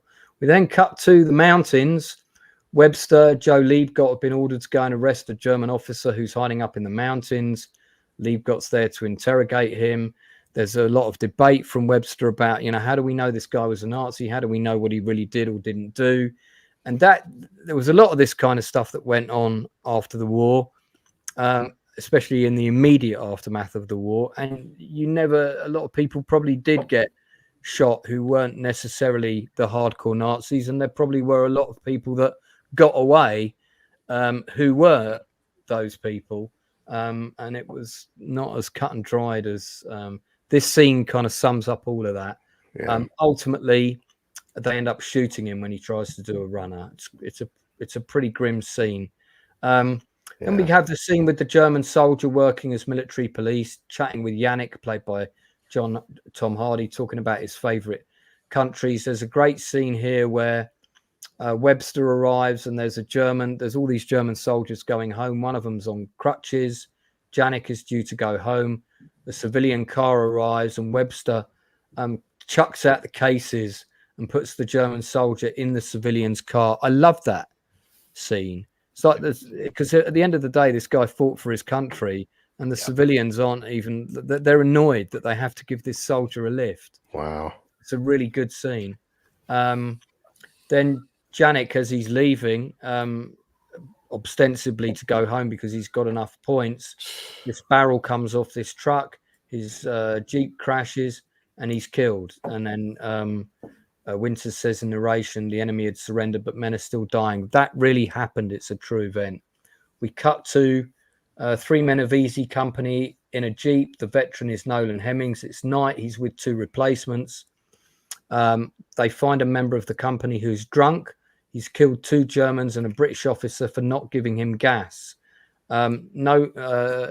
Hemmings' character attempts to take he's playing Sergeant Grant, attempts to take the weapon from him.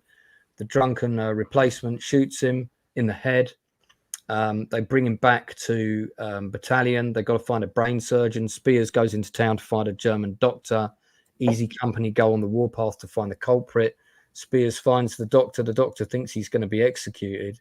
And then Easy finds the culprit and they beat the shit out of him while George Lutz and Spear arrives and asks where the weapon is, and he nearly kills him, but he doesn't. This scene is amazing. It's so powerful. Inside Man finally made it. Oh, Christ on a stick. Honestly. Mate, unbelievable. I've got a load of questions to ask you about some technical and effects things, but let me get through the rest of the story and we'll come back to him. Yeah, I like that line Lance right there. You talk to an officer, you say, sir. I'm like, oh, shit, man. Yeah, and then he just he pistol whips him. And I mean, he's not kidding around with this kid. And again, it would be interesting to ask History Bro how much of this is what we see here is true. Grant's life is ultimately saved by the Kraut surgeon. To quote that line from A Bridge Too Far, he'll probably have one hell of a headache. Then we cut to Hal Moore, seen here in this still, being interviewed by Spears himself about the missing photograph album. Where's the photos? Yeah. That Smirky has walking out. Yeah, and he says he doesn't know, but we all know he's stolen it. Matthew Leach's character here wants to demote himself to be back with the men because he doesn't like being an officer. So it's a bit of an unusual situation, but Lipton agrees and tells him to report to Lieutenant Peacock. So Lieutenant Peacock is still around, even though he had that leave to go home. He's back. We don't really see him, but he's back. Spears and Winters have a conversation about what they're going to do. Spears says he's going to stay in the army. Then we have the scene between Malarkey and Winters because basically Winters is finding excuses to send the best of the men home. So he sends him off to Paris for a special conference on airborne. Driver's going to drop him off at the hotel of his choice, and I don't think we'll be seeing you anytime again soon. And they shake hands, and that's the last we see of Malarkey, who, of course, has been a massive character all the way through. So we don't, in the epitaphs, it's a bit of a shame. We don't find out what Malarkey's end story was, although you can find it if you look it up. Yeah. Pretty easy to find out. Winters then charges Second Lieutenant Lipton, who's just been promoted, with us accepting the formal surrender of a German officer. And then we have that scene, that amazing scene with Wolf Kahler, where the German addresses his men as Liebgott translates, and it's the Band of Brothers sort of reference and speech that, you've shared foxholes, etc., etc. You're a special group. It's a really powerful scene. It basically says everything about Easy Company you need to know. And as this scene is finishing, Lieutenant Sobel passes Winters. He tries to ignore him. And right there. Winters makes him salute, which is just like the perfect end arc to that whole narrative. Love it. Great. Love it. And I'm guessing, of course, that this whole sequence, Inside Man, was shot near the beginning at the time when David Schwimmer was on the set, and he didn't come back months later. No, it wasn't actually. It was he did come back months later to shoot that. Oh, did he really? Believe it or not. Yeah, he did. Yeah. It was. I think we shot that that scene in September. It was really, really weird. I mean, it was kind of weird to see him there, but we shot that scene with Wolf Kahler in I believe it was mid-September, so it was still reasonably sort of warm. A very, very early morning, very crisp morning it was, and Schwimmer was there. So even though he'd finished on, I think last time I'd seen him was on episode 4. Right, which was in June, just before the hiatus, the summer hiatus. So just continuing on, and we're nearly at the end. This speech I've put in my notes, this speech could so easily just be for Easy Company, said by Winton. The reason that this scene works is actually because of the German extras. They completely sell this scene. They're so key to it working. They look exhausted. Some of them are still proud. Some of them are totally destroyed. You get this really nice compilation of different German soldiers, and they all look devastated by the war. Winters listens on and, says that he wants to live in peace and all the rest of it. He goes for a swim again. Nixon greets him. Nix hasn't gone to bed yet. Shows the picture of them at the camp, and then he dives into the lake.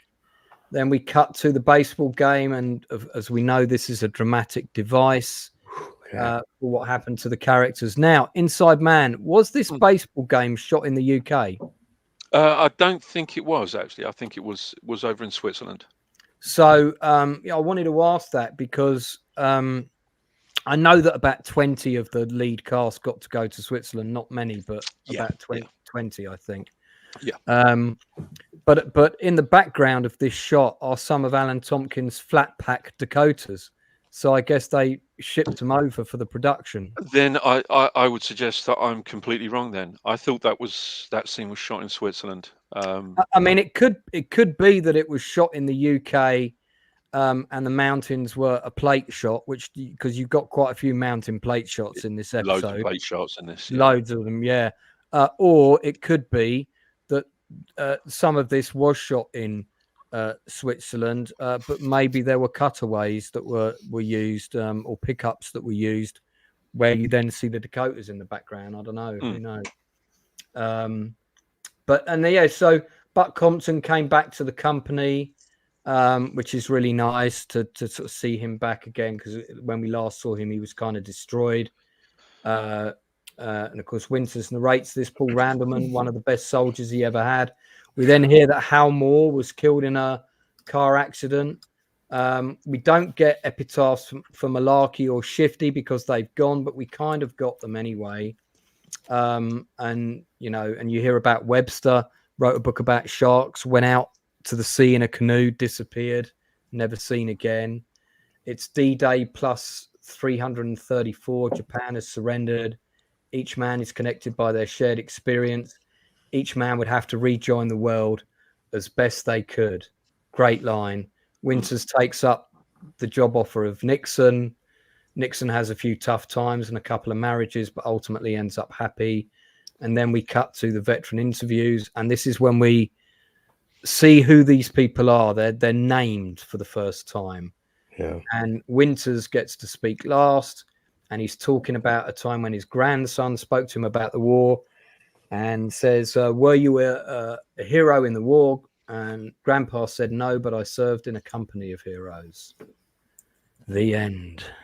So, yeah, man, I've started getting tears welling up, and I see there's lots of comments in the chat. I will get to those in a second, but before that, we're going to dive into our normal topics. So we're going to cover this one first, which of course includes the history. You might be half the king your father was. Tread carefully. That one, because that's Game of Thrones. That's the dragon. That's Game of Thrones. Oh, I just remembered I moved them. They're down here. Here we go. The first and finest company in this regiment. Each trooper will learn this operation by heart. That was deliberate, just to remind people we are doing House of Dragon tomorrow night at 11:30. Definitely deliberate, that. Absolutely, definitely.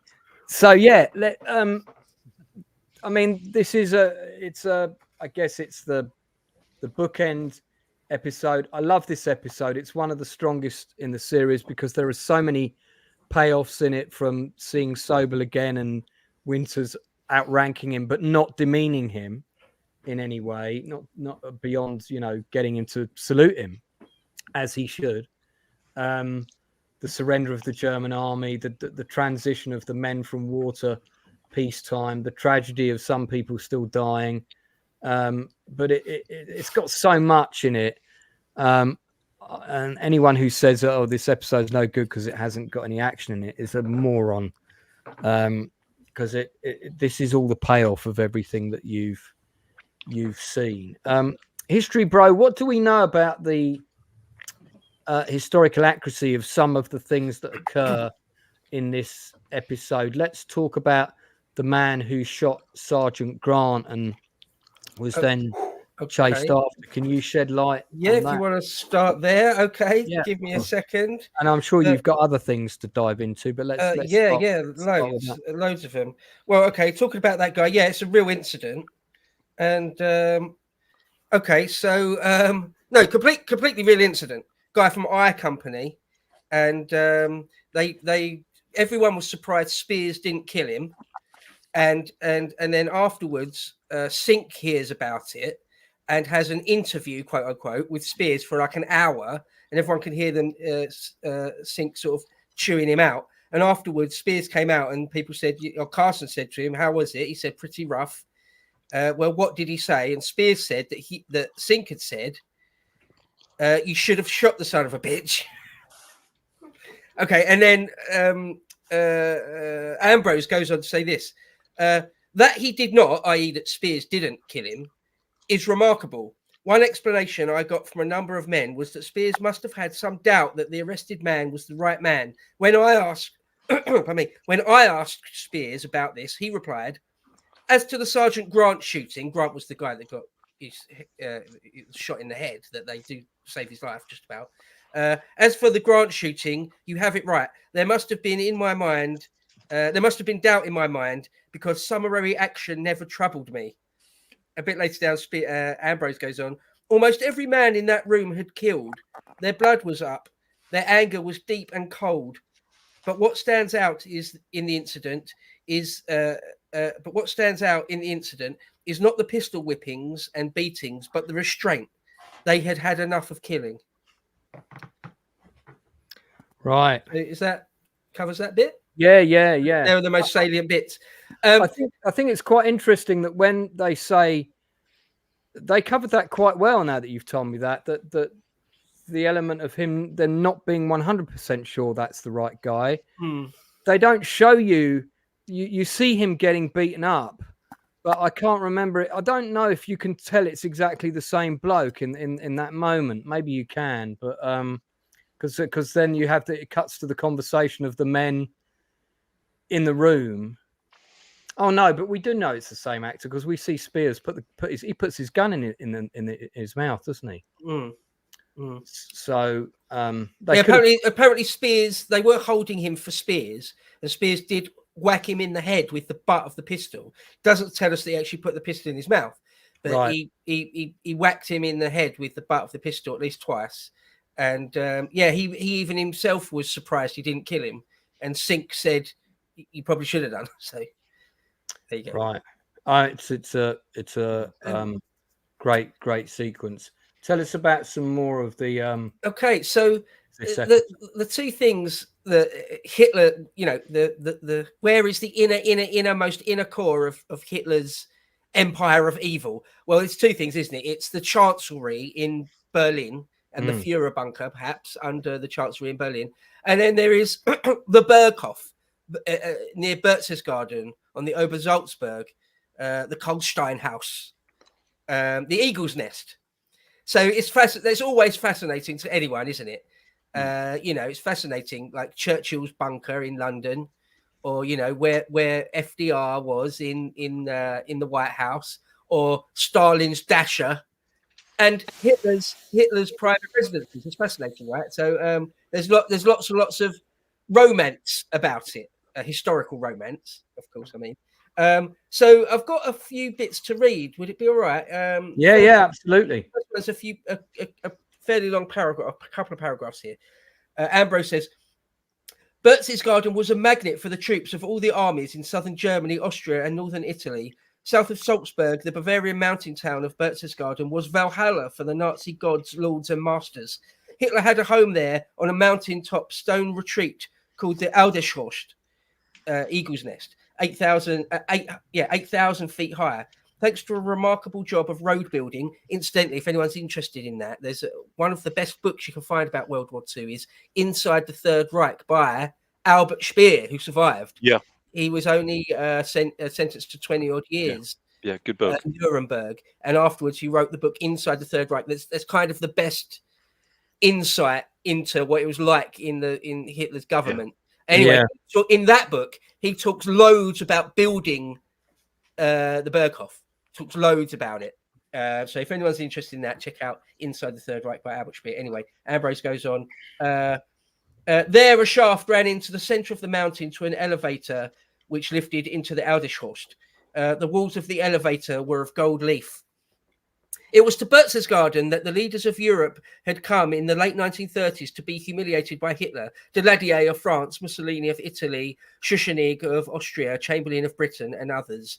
They had feared Hitler, and as had the whole world. Now that Hitler was dead, the fear was removed, but that only highlighted the fascination with Hitler and his favourite retreat, which seemed to hold one of the keys to his character. It was to Berchtesgaden that the highest-ranking Nazi leadership flocked to be near their Führer. Himmler, Goering, Goebbels, Martin Bormann had houses in the area. There was a fabulous apartment complex for the SS. It was to Berchtesgaden area that most of the loot collected by the Nazis from all over Europe had come.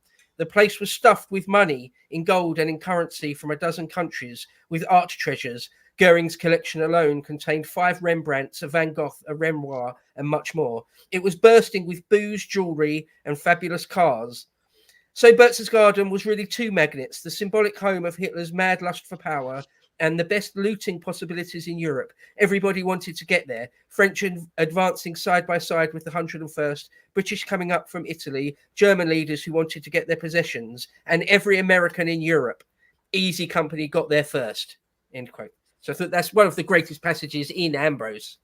So there's controversy over who. Yes, there is. First the Eagle's Nest, because there's the French unit which are mentioned in that episode. There's talk of them being actually first, or had like a platoon or something. Got up there, but then was ordered back. And I think there's another unit of Americans, Third Infantry, that were also, and it's still controversial today as to who actually set foot in the Eagle's Nest. On an hour-by-hour basis. The 101st claims it was first to Berchtesgaden and to the Eagle's Nest. Hermes Louis Findler, the 3rd Infantry Division, said that his regiment entered the Berghof in Berchtesgaden, but not the Eagle's Nest.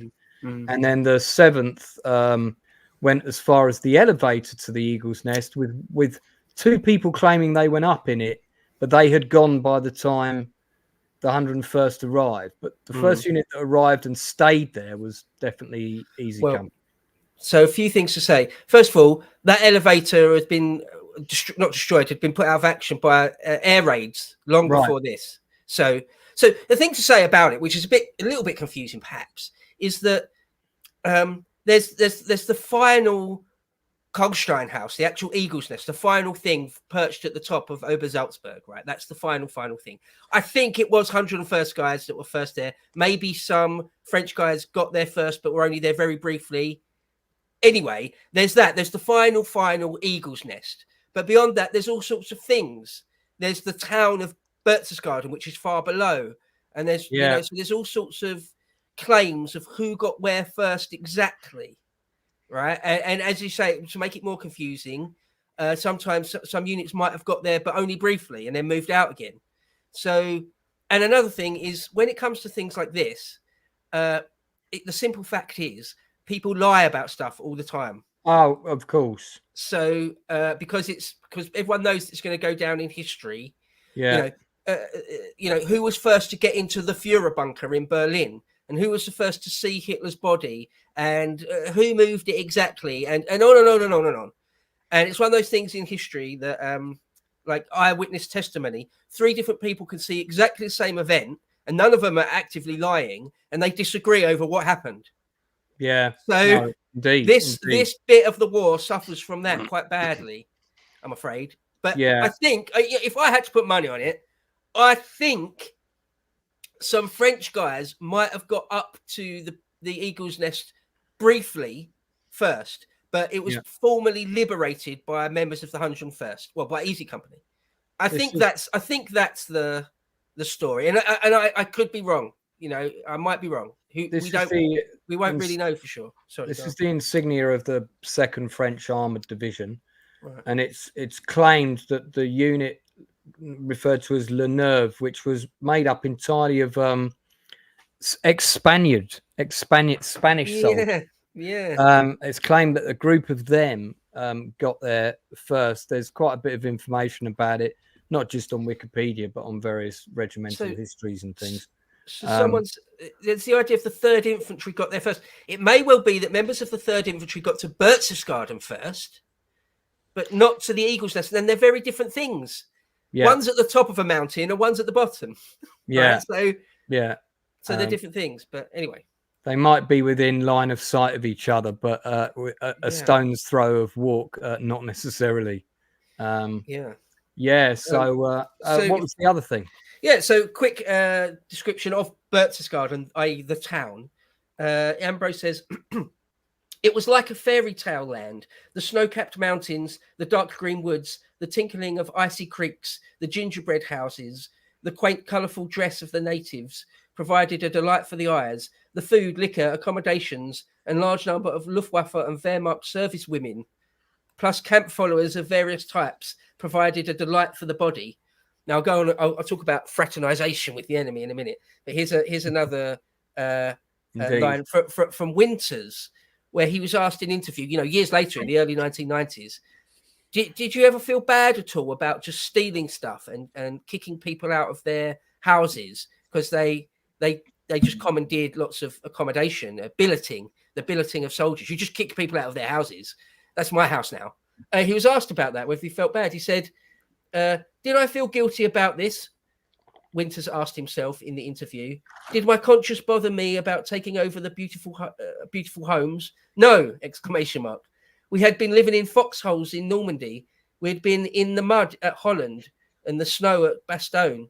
Just a few days earlier, we had seen displaced persons camps, i.e., like work camps, something akin to concentration camps. These people were the reason for all of this suffering. I had no sympathy for their problem, nor did I feel that I owed them an explanation. So there you go. Hard-bitten soldiers.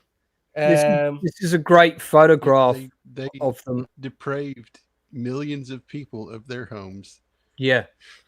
Yeah, of course, those individual civilians in Austria hadn't. But they lived under a regime that had. Yeah, sure. Although they were highly supportive of the, obviously after the Anschluss anyway.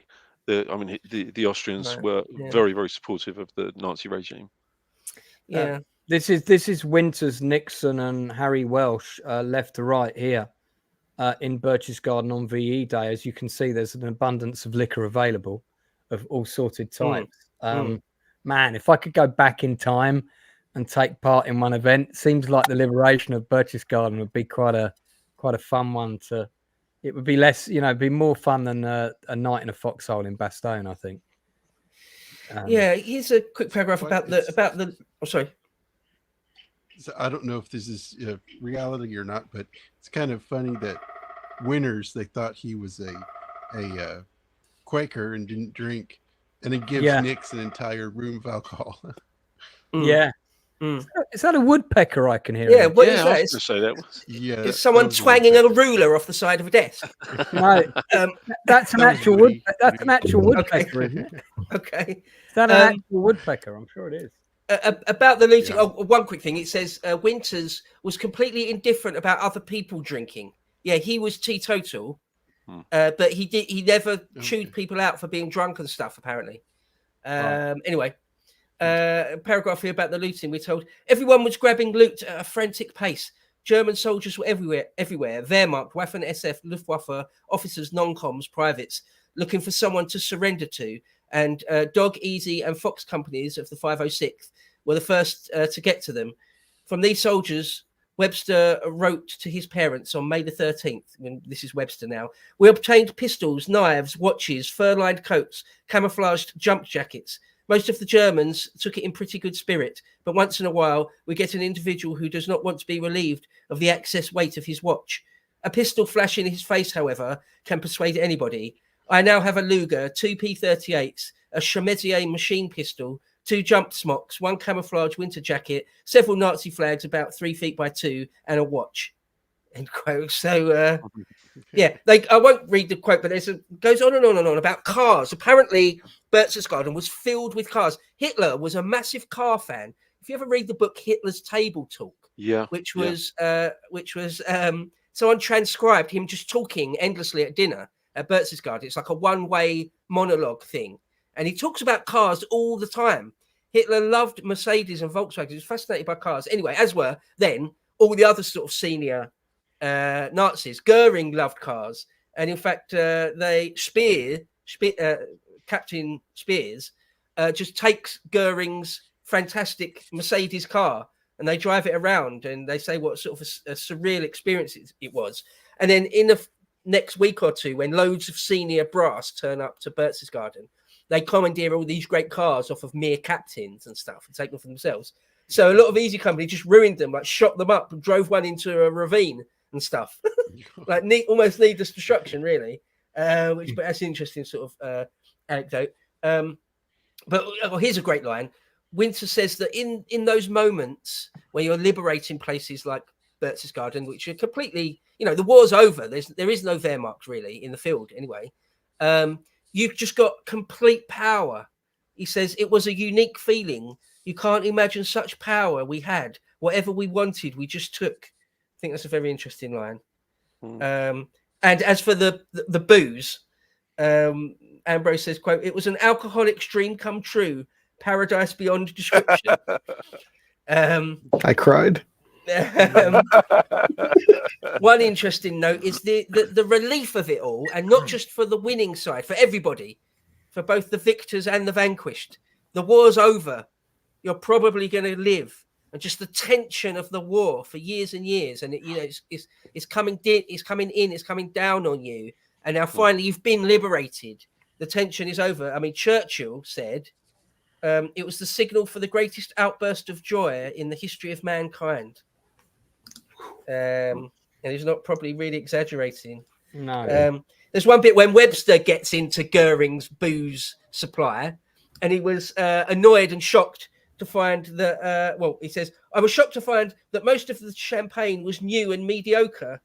There was no Napoleon brandy, and the champagne had been bottled in the late 1930s. I was disappointed in Hitler. But Ambrose goes on to say that all the best stuff had been looted like a couple of days before. Nixon got his hands on all the good stuff. So when Webster was in there, only the crap stuff was left. That's really interesting. That I can well believe.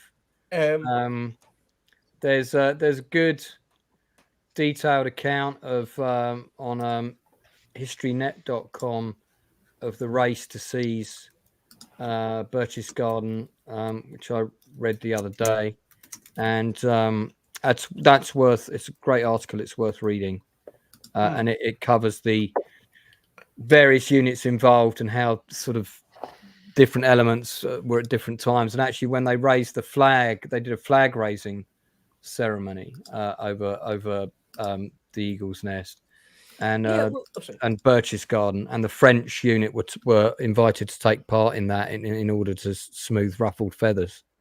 So yeah, it was used as sort of a military point until like 1960.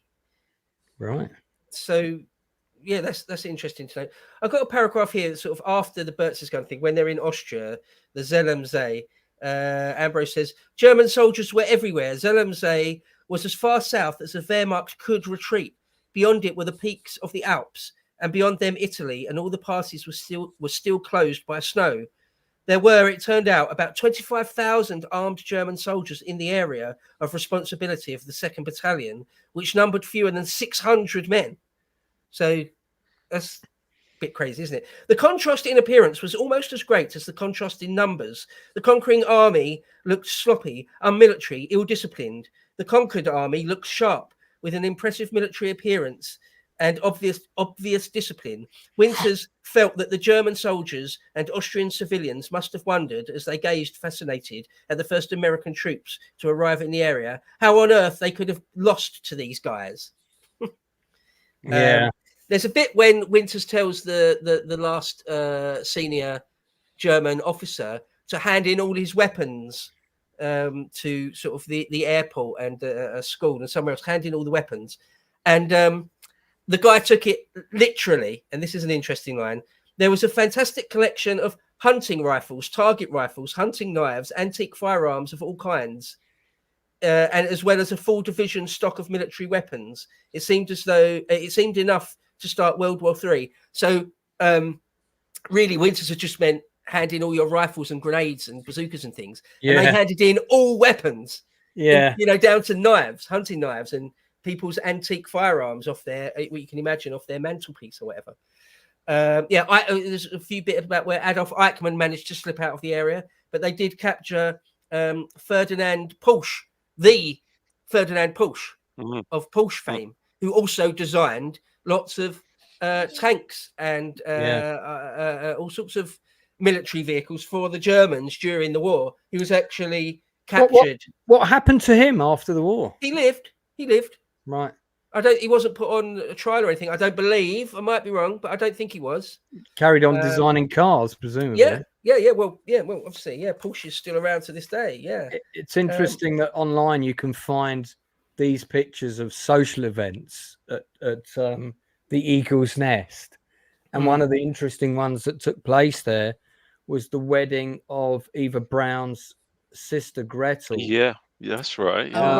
And this is, these are pictures from that event.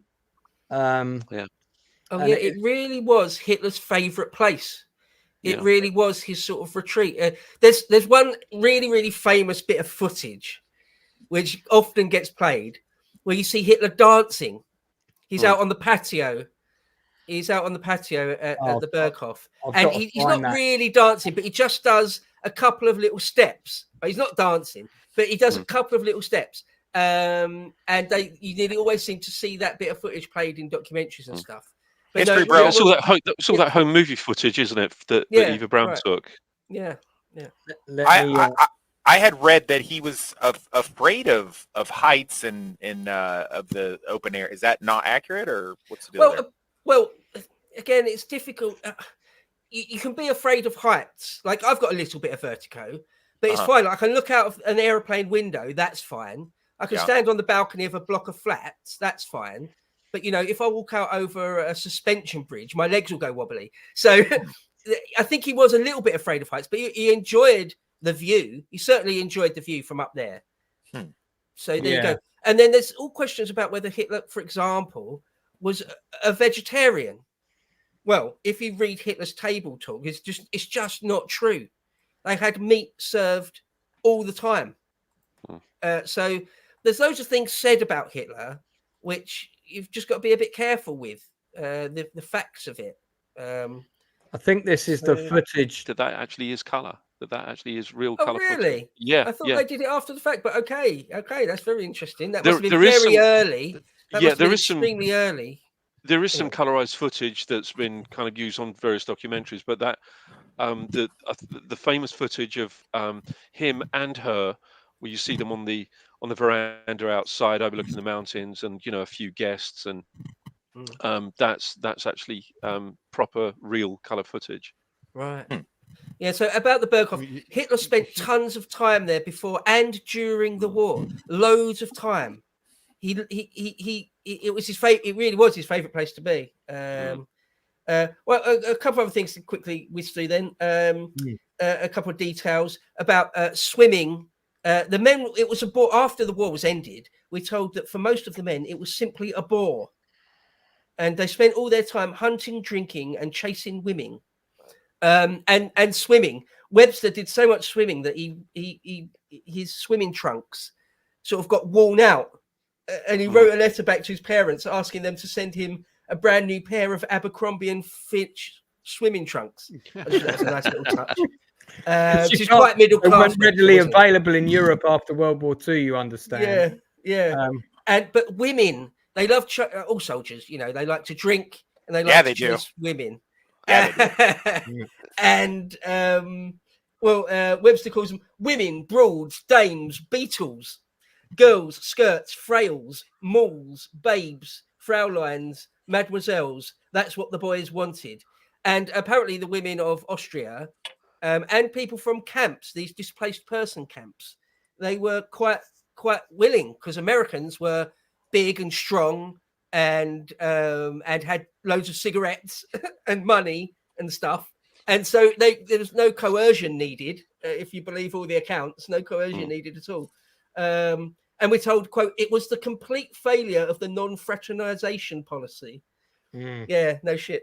And about drinking, they just couldn't stop guys drinking, just could not. After the war actually ended, we're told Captain Spears had only one standing order about drinking: no drunkenness outside. So in other words, get as pissed as you like, as long as you don't do it in public, basically. Yeah. Right. And then there's loads in the book which I won't go into about the points. The magic number was 85. You need to get 85 points. You got points for all sorts of things. The amount of months you spent on active duty, if you got wounded, how many actual combat campaigns you took part in, and all sorts of stuff. There's a bit about how General Taylor sort of tried to diddle the system a little bit for his boys to get a few of them out a bit earlier.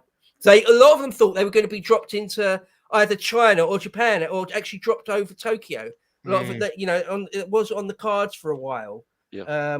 But obviously that never happened. But Webster said this. He said, I hate this army with a vehemence so deep and undying, I will never be able to speak good of it as long as I live. I consider my time spent in the army as 90% wasted. So there you go. I mean, that's just an interesting thing. Yeah, and then the guy got shot. We've already talked about that. So I've got two last paragraphs, if I can read them, and then I'll shut up. Yeah, sure. Is that all right? But they're like sort of some of the last bits in the book. So they're sort of rounding off bits, and I think they're quite good, quite poignant. So a few minutes here of reading, if you don't mind. Ambrose said, the company, he just talked about how shortly after the war ends, relatively shortly after, by November 1945, the 101st was deactivated. November the 30th, 1945, the 101st basically no longer existed, we're told. And so he says, the company had been born in July 1942 at Toccoa. Its existence essentially came to an end almost exactly 3 years later in Zell am See, Austria. In those 3 years, the men had seen more, endured more, and contributed more than most men can see, endure, and contribute in a lifetime. They thought the army was boring, unfeeling, and chicken, and hated it. They found combat to be ugliness, destruction, and death, and hated it. Anything was better than the blood and carnage, the grime and filth, the impossible demands made on the body. Anything, that is, except letting down their buddies. They also found in combat the closest brotherhood they ever knew. They found selflessness. They found they could love the other guy in their foxhole more than themselves. They found that in war, men who loved life would give their lives for them. They had had 3 remarkable men as company commanders, Herbert Sobel, Richard Winters, and Ronald Spears. Each had made his own impact, but Winters, who had been associated with the company from day 1 to day 1095, had made the deepest impression. In the view of those who served in Easy Company, it was Dick Winters' company. The non-coms especially felt that way.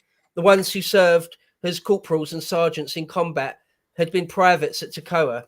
They had spent their entire 3 years in E Company. Officers, except Winters, came and went. Many of the officers continued their association with E Company as members of the battalion or regimental staff, but only Winters and the non-coms were present and accounted for or in hospital every day of the company's existence. They held it together, most of all among those awful shellings in the woods of Bastogne, and at that critical moment in the attack on Foy before Spears replaced Dyke. The acknowledged leaders of the non-coms, on paper and in fact, were the first sergeants, William Evans, James Deal, Carwood Lipton, and Floyd Talbot. And one last paragraph here, which I think, well, it pretty much ends the book, and it is sort of, it does it well. It's about Winters. Quote, Winters felt as strongly about the men. I just read a passage about how people singing Winters' praise, how he was just the greatest commander ever, and they felt safe in combat when he was with them, and he was just the best of the best. But then Ambrose says this, quote, Winters felt as strongly about the men as they did of him. In 1991, he summed up his company's history and its meaning. So this is now Winters' words. The 101st Airborne was made up of hundreds of good, solid companies. However, E Company of the 506th stand out among all of them through the very special bond that brings men together. The extra special, elite, close feeling started under the stress Captain Sobel created at Camp Toccoa. Under that stress, the only way the men could survive was to bond together. Eventually, the non-coms had to bond together in a mutiny. The stress in training was followed by the stress in Normandy of drawing the key combat mission for gaining control of Utah Beach. In combat, your reward for a good job done is that you get the next tough mission. Easy Company kept right on getting the next job through Holland, Bastogne, Germany. The result of sharing all that stress throughout training and combat has created a bond between the men of Easy Company that will last forever. End quote. Wow, I feel it's also created a bond between the men who did this stream. little bit. Yeah. So there you go. That's hopefully I've done the actual book over these 10 weeks. Hopefully done it. You have. Absolutely. Yeah. And I'm sure Ambrose would be very happy. I want to focus on this next section quickly.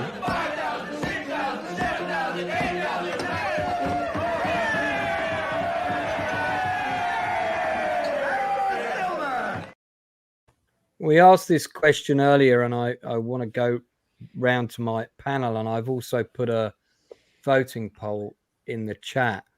But in terms of just focusing on the episode for a moment, and then we'll say series overall. This is very much an ensemble episode. Winters is narrating, sure, and I guess it's very much seen through his eyes. But we do get a little bit with each man that is still with us. We get something with Malarkey, we get something with Sergeant Grant, we get something with Shifty, there's something with Ball, there's something with Liebgott. So we get to spend a little bit of time with each man, and then we have some sort of subsidiary characters like Yannick, who really have only just appeared in the show one episode ago. But the cast, again, there's no weak actors in this. There's no scene that's awkward because the acting feels below par. It's outstanding.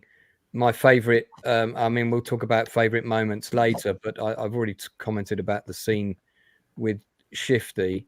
I wonder how we feel about, obviously, Damian Lewis, without a doubt, it's an amazing breakout role for him. It solidified his career. It put him into the A-list. He was able to choose what project he got next, and that was the one about him being the American soldier that returned with the PTSD, and that whole thing, which went on for however many seasons. I can't remember how many seasons that went on for. It was a lot. I didn't get past season 4 of that. Remember what's the name of that show that I'm talking about? Homeland. Thank you. Yeah, I saw like the first 4 seasons, and it felt like it should have ended on season 4. And then when I heard there was another one, I was like, how long are we going to string out this story of is he or isn't he a bad guy? It's like, we're 4 seasons in. But yeah, I mean, he's had an amazing career. He's amazing in Billions. So if we take him off the table just for the moment, I mean, I have included him as a character, but in terms of who's the standout actor for you in the show, not favorite character. We'll do characters next. Favorite actor in the show. Are you talking about the entire show or the episode? No, I'm talking about the entire show. The entire show. Right. You can mention your favorite for the episode as well. My favorite for the episode is Peter Youngblood Hills because of that scene, which I just find incredibly powerful, and he totally sells it, and that always is the scene I remember. But yeah, I mean, some mention for the episode, and I'm talking character, and then we'll move on to actors in a moment. But yeah, so History Bro, your favorite character in the show overall? Oh, Spears. Yeah, okay, cool. I kind of figured that was going to be the case. And what about your favorite character in this episode? Also Spears? Or I don't know. Maybe Nixon's very endearing in this one. He is. I would always pick Winters, but if he's off the table, I'd say probably Nixon. I think Nixon really does. He offers that moment of humanity, that way out for Nixon. Hey, how about come and work for me? And it's an unusual proposition, but it's great. And he did. Just incidentally, Winters did go and work for Nixon, the Nixon family. Nixon nitrate work. Nixon nitrate. Yeah, for a few years. Yeah. Before it became the Nixon rubber dog shit factory. So I don't know if that's true. It may not have been. Blue, favorite character this episode and favorite character for the show. Still going on to Winters. I mean, there's no wrong answer, but he just, especially this episode, the narration, and he carries it, and you see his. Aside from Winters. Oh. If you had to pick somebody else, because Winters is a bit of a given. I mean, we'll accept Winters is the standout. He's both the standout character and the standout actor, really, for the show. But I'm taking him off the table so we don't get multiple repeats. So who without him, who would you? While you're thinking about it, Jacob Ironside. Jacob, thoughts? Definitely Spears for the show. One of my favorites. I also like the doctor, Eugene. Yes. My grandpa came back from the war and married a Cajun girl, so that kind of I liked him because of that. So yeah, those two probably. Doc Rowe is played there's by so many. I like played by a friend of mine. So many of them. Okay. Lord Toxic. Yes. Favorite character for this episode and favorite character for the show overall? For the episode, I'd go with Nixon. He seems to be kind of the most complex at this. Just that's funny. He seems to be. I think it's exactly like you say. He's just kind of spinning his wheels, not wanting to go home and deal with real life. So I really like that. And for the series, hot take. I think the best actor and the best.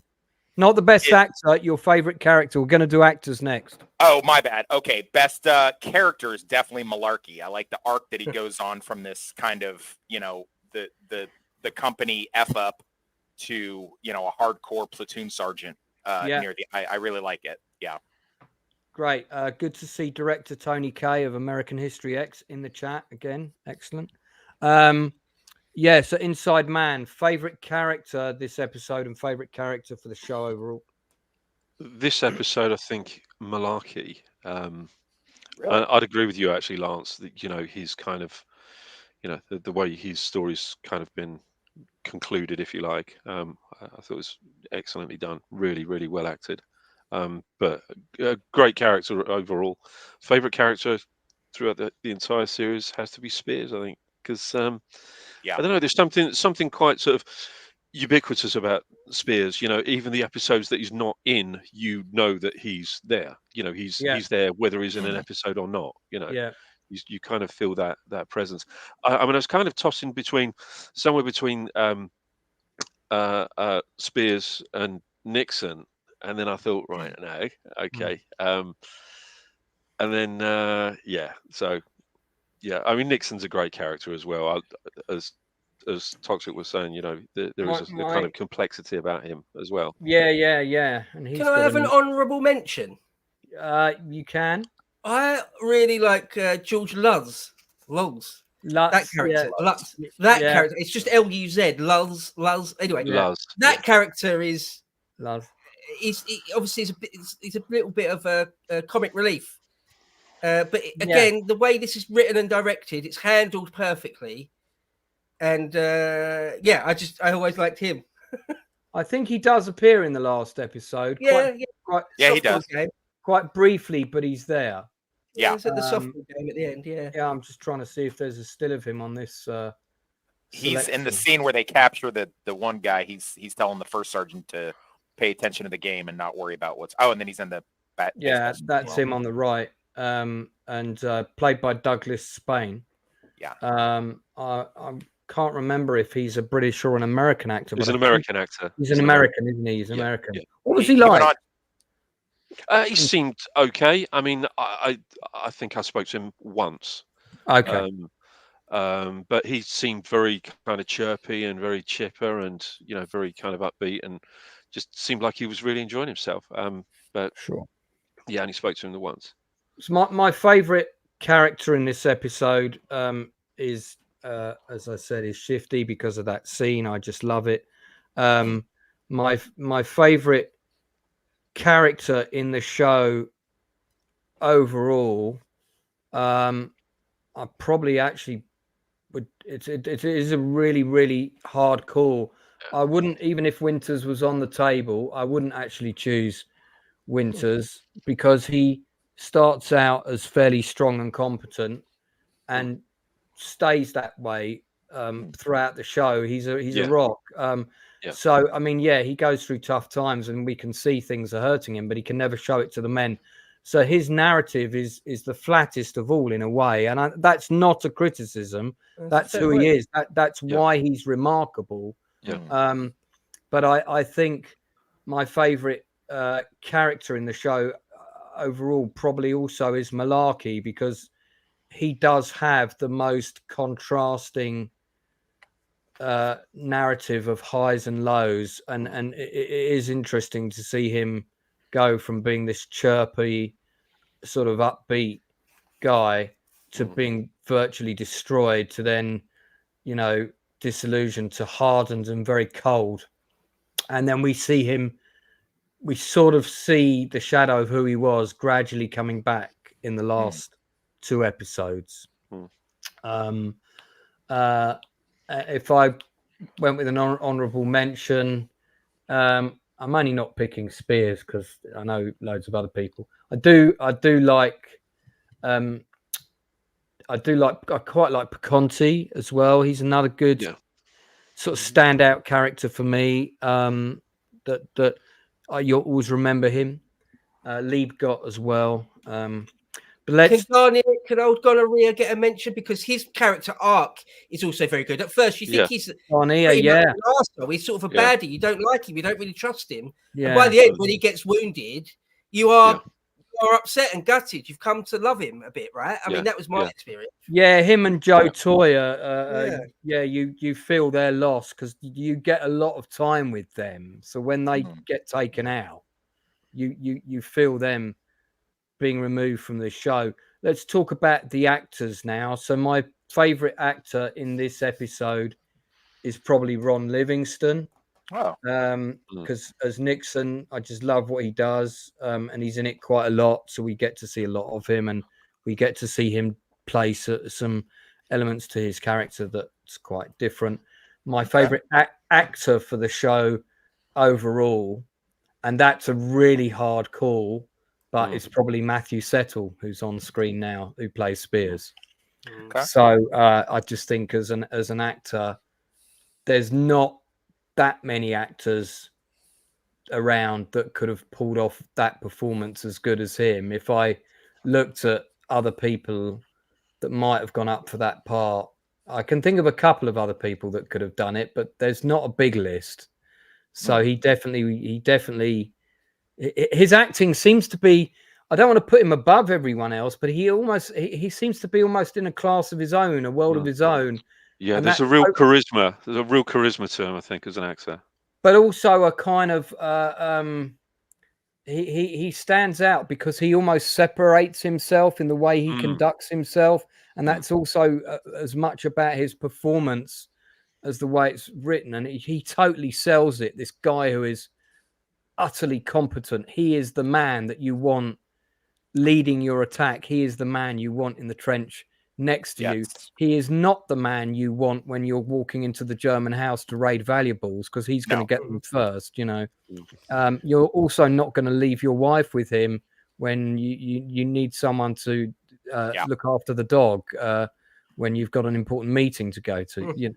So you know where you stand with him in every element. History Bro, who's your favorite actor in this episode and actor in the show overall? Okay, so a couple of things I'll say. First of all, they're exactly the same as yours. Nixon for this episode and Spears overall for all the reasons you said. But two quick honourable mentions. Both the guy that played Blythe. Oh, Mark Warren, brilliant performance. And again, the guy that played Doc Rowe. I know both of those, they've sort of got their own episode almost, haven't they? Yeah. But they completely carry their episodes for me. Well, Doc Rowe was played by Shane Taylor. Thank you. And Shane was going to be with us tonight, but he did warn me that his nephew was visiting, although his nephew was quite young. And I did say, well, we will be going quite late, so maybe your nephew will be in bed and hopefully you can come on. But he's the chap who played Blythe, that was a blinder. Oh, pun not intended. Pun not intended. Yikes. Yeah, we only see Doc Rowe in this episode pretty briefly. Yeah. Schwimmer's excellent as well, isn't he? Yeah, he's very good. I mean, I mean, if you had to pick out, we could do standout cameo as well, and you could pick Mark Warren for that, or you could pick Schwimmer for that. But focusing on the characters that are kind of in it the whole way for the most part. Blue, what about you? Favorite character for this ep, and favorite actor for this episode and also for the show? Yeah, I'd say Nixon, because it's definitely cliche of like the look on Ron Livingston's face when he walks in. He sees 10,000 bottles of wine, and first time I cried after 10 episodes. No, but he does a lot, because there is Nixon. He does actually struggle with alcoholism in this entire series, and considering understandably so what these guys go through, you can't blame anybody for being an alcoholic after what these guys are seeing. No, indeed. There's Phil Barantini in the middle there, who is now, of course, a really great director, and he directed Boiling Point. And I'm hoping to get him on the show at some point, mainly to talk about Boiling Point. But I dare say we'll do a little Band of Brothers segue if we can get him on. Good choices, Jacob. Your favourite actors this episode and the show overall? This episode, the guy that plays Spears, I liked him in it. Matthew Settle, the guy that everybody's heard that story that he gunned down a bunch of prisoners, and the restraint he has there of not just killing the guy. So I like that. I also like the Danny Wahlberg as Lipton. I thought he was really good in this show. And I also like the guy that played Randall too. Yeah, Michael Cudlett's really good actor. If you want to see him really excel. He gets a lot more to do in the TV show Southlands. He's got a great narrative about a cop who has an accident, who becomes addicted to opioid painkillers, and it's a really good storyline. He really gets to show his acting chops in that. He's very good in this, of course, but he gets to do a lot more in that. Inside Man, favorite actors? I mean, it's really tough, isn't it? It's really that younger really tough. That younger Bun brother was quite good, wasn't he? Yeah. But yeah, it's really really tough. I think. Oh, okay. All right. For this episode, it has to be Matthew Settle, I think. Right. But the actor that I'm every time he's in a scene, even though he's not necessarily my favorite character, is Frank John Hughes. Yeah, I think he's great. I think he's absolutely terrific. I So really who's he think play? Gunnier. Right. Yeah. I think he's absolutely superb. He's a really terrific actor. Yeah. Did you get to spend much time with him? A few, on and off. A little bit of sort of, shooting the shit every now and again, and I mean, it wasn't like I was really sort of embedded with, all of them on a, No. sort of in depth and everything. But yeah, I just thought he came across as being a very, very nice guy, and I think he's a quality actor. Looks like he's getting ready to play Robert E. Lee in this picture.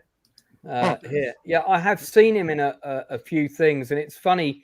You can tell that some of the Band of Brothers American actors have got the same agent, because they're frequently turning up in the same couple of shows together. So many of them showed up on Justified. They were like at least 5 or 6 of them showed up on Justified. Yeah. Yeah, it's funny how that happens. So let's have a look and see how our poll is doing. In the Did poll, Lord of Toxicity get a go? Oh, sorry, Tox. I'm sorry. That's Thank you for calling me out there. That's okay. No, jump in, Tox. Your favorite too. Yeah. So you said is Schwimmer a cameo, or is he not a? I thought no, he was. He's a guest. He's a guest actor. You could, I mean, you can pick him if you like. I gotta say, Schwimmer did the best acting job because I grew up with Friends, watching Friends, and seeing him do this and watching the show right after I got out of boot camp. I mean, he sold it to me. And what I've read in Ambrose's book and a few other things was that his portrayal of Sobel was so on point. People were like, man, that's him right there. That's freaking Sobel. And for this episode, I mean, I'll go again with I wish I could do a different take, but again, the guy playing Spears was just amazing.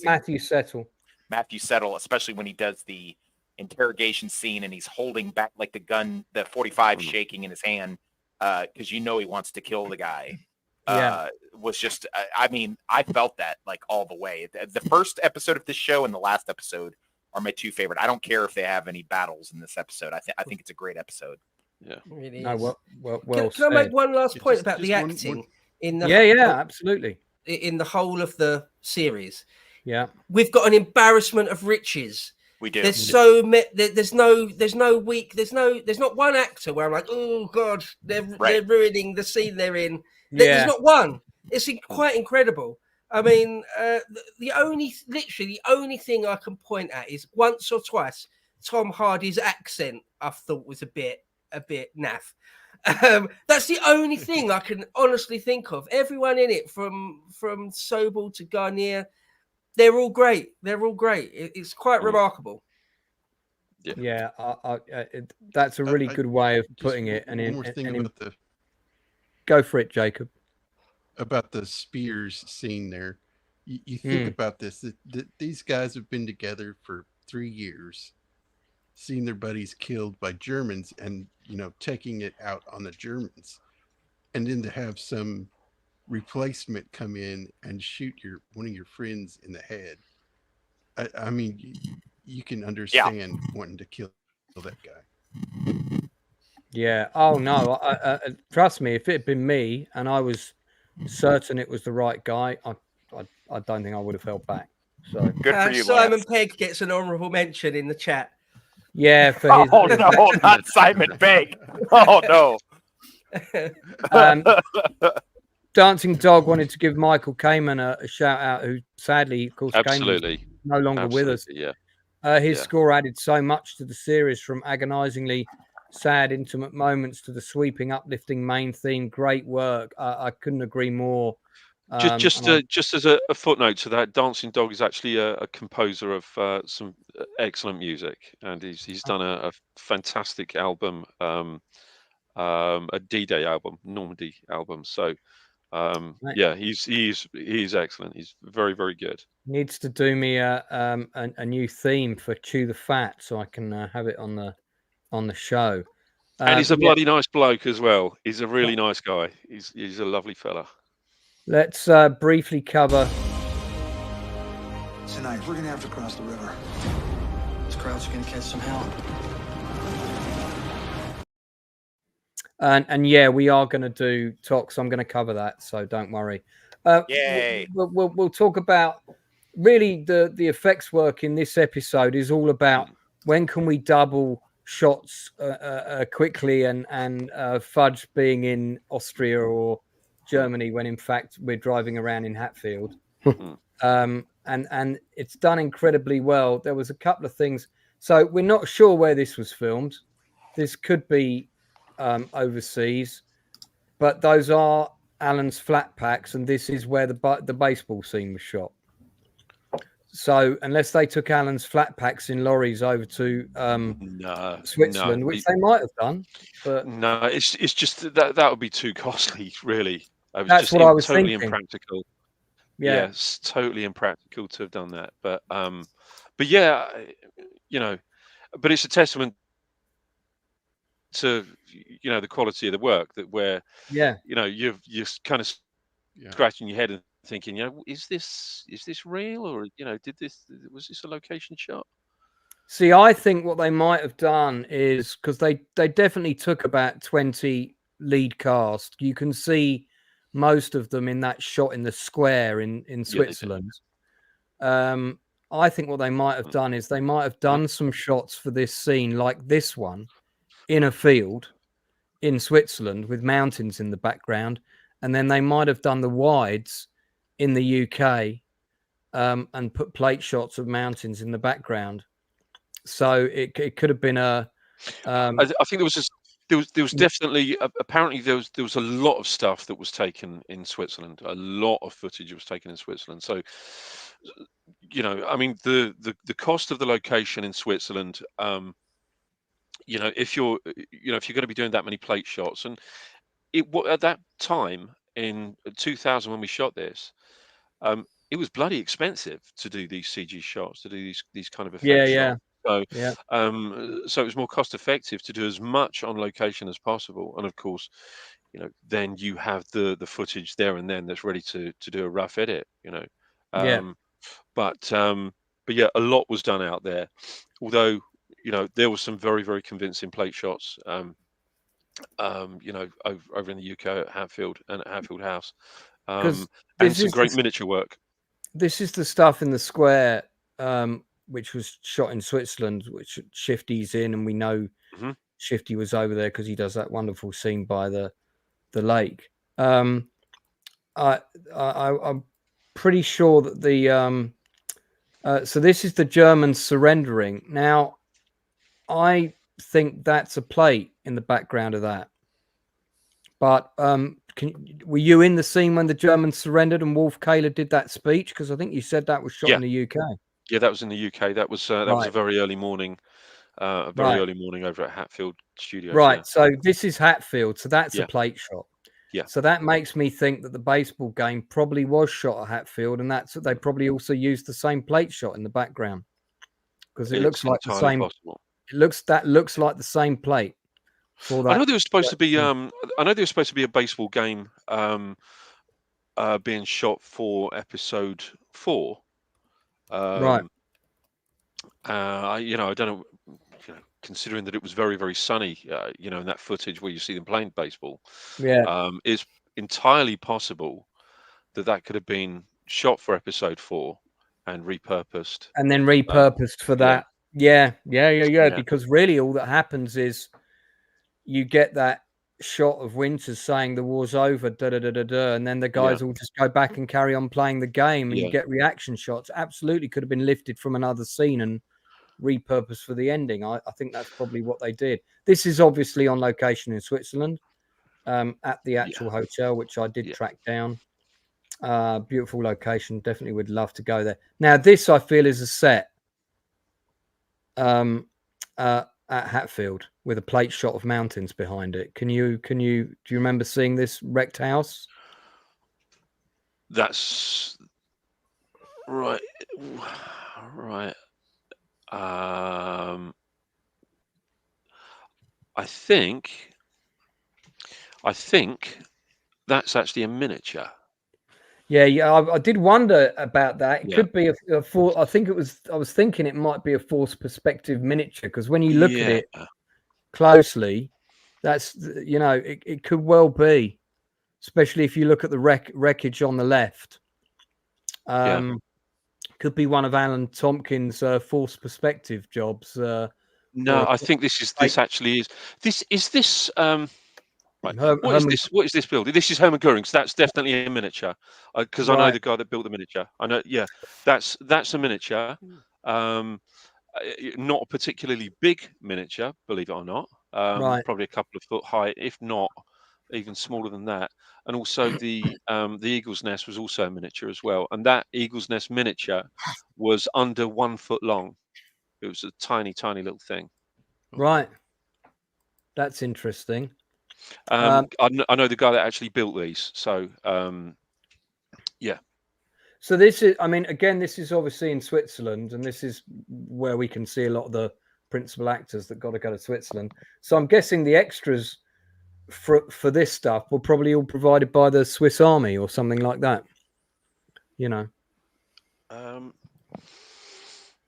don't know. I really don't know. I think this must have been Switzerland as well, with the Rockfall kind of added. There was a core group that actually did go out there with the lead actors. Yeah. Oh, there was, but you didn't get to go. That's annoying. No, I was busy shooting. It depends. Look, how it worked was this: that we were so far behind because we'd already shot episode 1 twice. Yeah. So we were already playing catch up. So there were, and this is a testament to the first ADs and the production management, Mary Richards, who, the way it was organized, so that we could actually catch up. So any days that others, so this is where we were split into these 2 major teams. So we had blue unit and red unit. So those 2 units who were, splintered units, half of us would be shooting 1 episode. Say, for example, bits of episode 10, the following day or a couple of days after would be shooting something on episode 4, and then we'd be shooting on episode 3, and then we'll be shooting on episode 5. It's really strange. It's it can be quite disorientating, sort of discombobulating, if you like. Yeah, for sure. But this episode was, I believe, shot in May, June, September and October. So it was kind of these were bits that were sort of drawn from all over the calendar, if you like, and put together expertly, if I may say so as well. No, that's fine. So again, effects work basically outstanding. Half the time you just don't even notice it's there, and any special effects, visual effects technician will tell you that's exactly what they want. Okay, let's cover this to wrap up. Is remember what you were taught.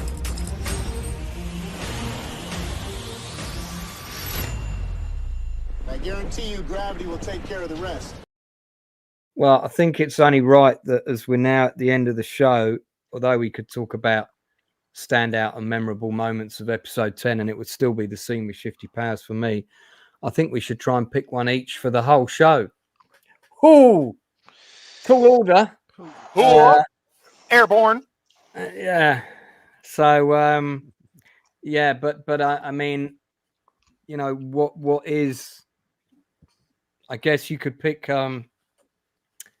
your most the moment of the show that on reflection is probably still the most poignant for you, and maybe let's do the most gripping, which will sort of lean more into the action segments. So yeah, sort of most emotionally poignant, you know, most impactful in an emotional sense, and then the most kind of gripping or tense moment, which, like I say, leans into the action bits, but doesn't necessarily have to just be those. History, bro. Well, having had literally no time to think about that, you can think about it. It's okay. The first things that spring to mind for emotion, I don't know, maybe it's a funny one, but Schwimmer's reaction in episode 1 when he's told he's having Easy taken away from him. Yeah. That's the first thing that popped into my mind when you said that. That's interesting. So, and as for sort of a more actiony based, probably my favorite, when I thought we were just going to have one pick, my favorite bit, I think, if you had, there's so many, but if you have to pick one, it's that bit in the foyer episode when Winters sees Dyke dropping the ball, and he just and Spears, get over here. Yeah. Well, it's when Sink is still chewing Winters out, and Winters just yells over Sink, Spears, get over here. That moment.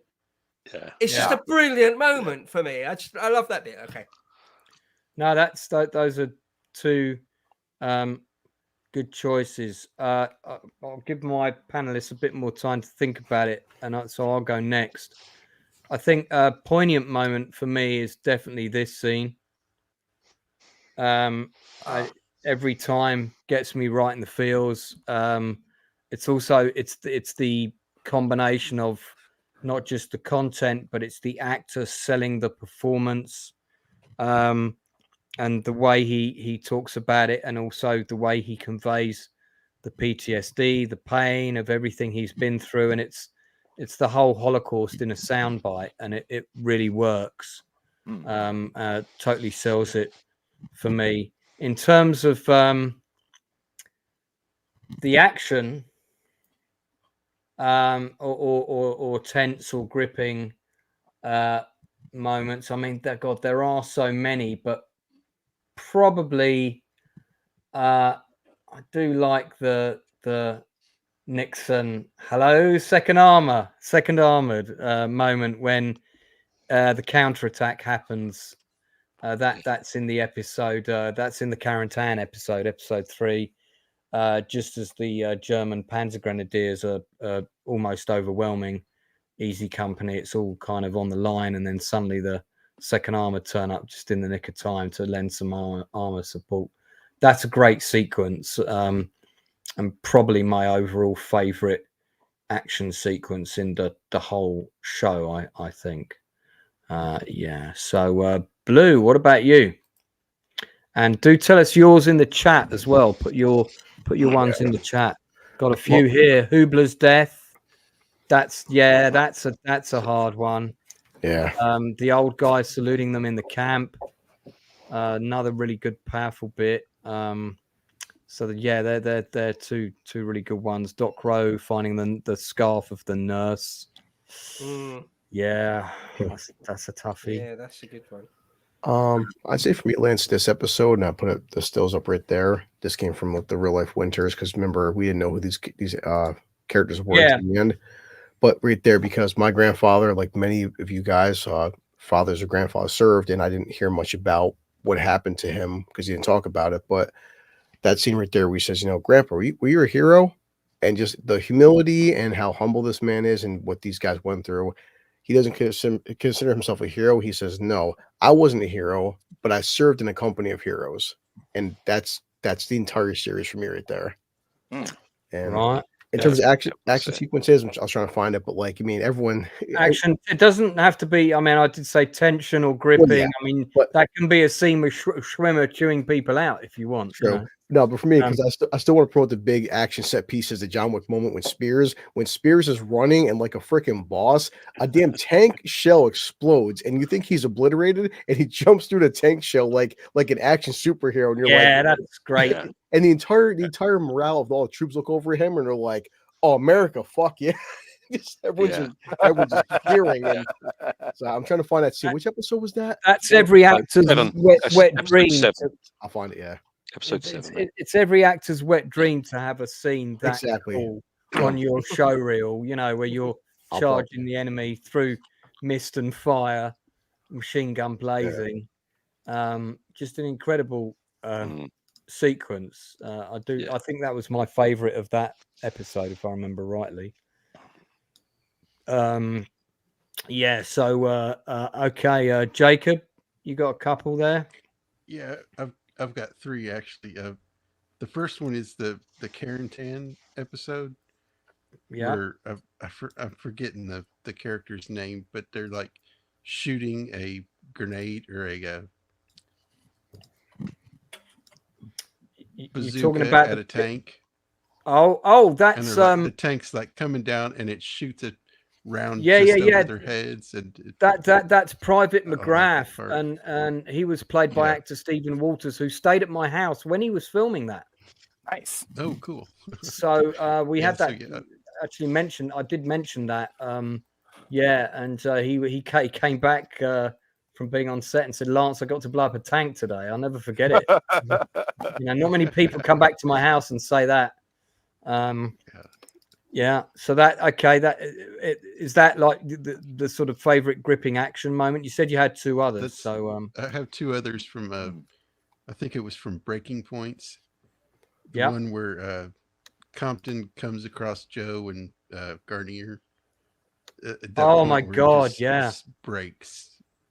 It's really acting was fantastic there, and also the way their legs are almost kind of, you know, dismembered. It's so horrible. Yeah, I found the clip, Lance, from Breaking Point. That's I don't care how silly it might have been, but still, everyone's just right here. Yeah, you can play it. Wow. I don't care if it's silly, it's worth it. Oh, that's great. Yeah, that's great. I mean, you believe it because it's Spears. You know how close the rounds may or may not have laid. But to him. that really happened. That's accurate. That happened. That's you know, that might look like some kind of that might look like some kind of superhero stuff, but that's, you know, that's pretty accurate. And coincidentally, that's actually my favorite moment. My favorite moment overall. I think it's the reason it's my favorite moment overall is because, you know, partly because it's bloody brilliant to watch. And it really kind of really sort of pumps you up, you know, when you see this guy almost like an action hero, you know, just running over towards everybody to take over. But I suppose my other bias towards this moment is really because he was actually running over towards me. I was sitting there with the rest of the other guys, and he was running directly. And we watched his first take where he flipped up in the air and actually did a somersault and landed on his feet, which was hilarious, and then come running over. And then he did the second take, and that was the second take. So we only did the 2 takes. We did the 2 takes for that. They probably felt the somersault was a little bit too Spider-Man, and it was. Yeah, I mean, obviously it was purely accidental, and it was Hubler's death for me. In terms of the poignant moment, that was pretty. Jacob, what were the other one you wanted to mention? The other one is Lipton when he's talking about the 4th of July and all these rounds exploding all around him. I really like that scene. Do you live in a zoo or something? There's all these different species of, birds that we keep hearing. That's in my the background. bird clock. Sorry. We've caught him. Have you got a bird clock? Yeah, that's what okay. it is. That does explain it a little bit. Toxic. What are your two? Yeah, so I couldn't find the clip, but I always go back to Currahee because, again, I saw this show. My mom had taped it for me when I got out of boot camp, and I was not supposed to get in the Army. I have bad knees and I have flat feet. Oh, sure. And the scene, and because I was the way that I am, they wanted me booted out as quickly as possible. So they would put me on these extra PT things, and they would make me go run up hills with my rifle and full battle rattle, as we call it. And the scene where Gordon is in trouble for something and Sobel sends him up to go run Currahee alone, and his squad mates put their gear on and go run with him. I can't. Oh shit, man! I'm almost because they're not going to let him. They're not going to let him fail on his own. Yeah. So that'll get me every time. It's getting me right now. Just talking about it. And then hold it up, Lance, for you. The scene where all of the non-coms. Oh wow, yeah, God, that's so good. Where the scene where all of the non-coms defend winners and basically throw themselves on a sword, at risk of their own lives, and then they come out having defended him in their little mini mutiny, and they all salute him marching, and he kind of doesn't really know what's going on, but they're like, hey, we're standing with you, no matter what happens. And really the colonel was not exaggerating. He could have, by Uniform Code of Military Justice, have executed all of them if he chosen to. Sure. So that was that always gets me. And I know those aren't combat scenes or action scenes, but to me No, that's fine. I mean, I did say that this suggests leaning into the action scenes, but I didn't want to exclude anything else. Sure. So those are perfectly good choices, mate. Absolutely. Lance, one question I'll ask Toxic when we're over with this, because we're on the finale episode. I do have a question about real life military versus fiction. I'm not sure how it is, but well, chuck it in now. Well, okay, so this episode, and you guys know it, where after the private shoots, I forgot the sergeant's name now, but he shoots him in the head. Whether he killed him or didn't kill him, in real life, number one, thinking if these guys didn't beat you to death, you're probably doing like life in prison, correct?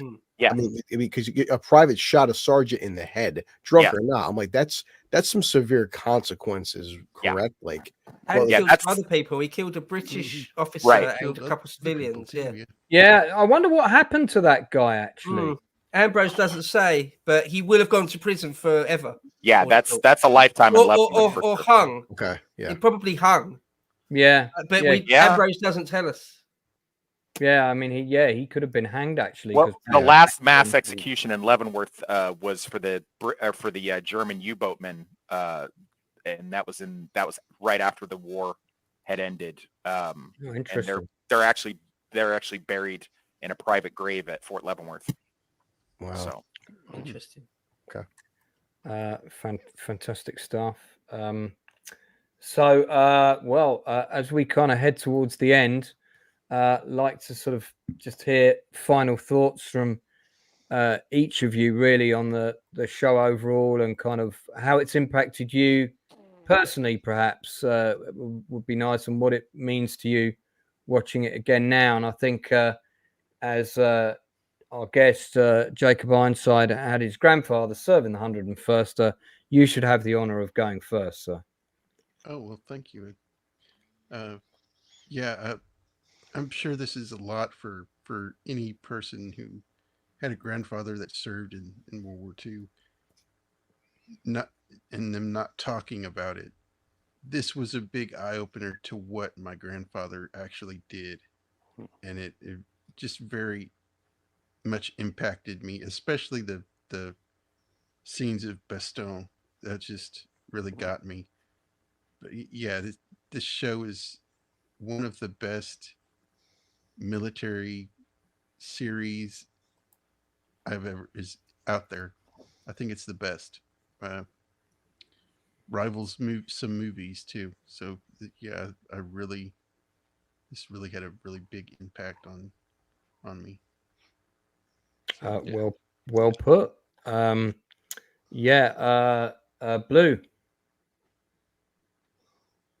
What do you say? Boy. Yeah. Well, what do you say? Yeah.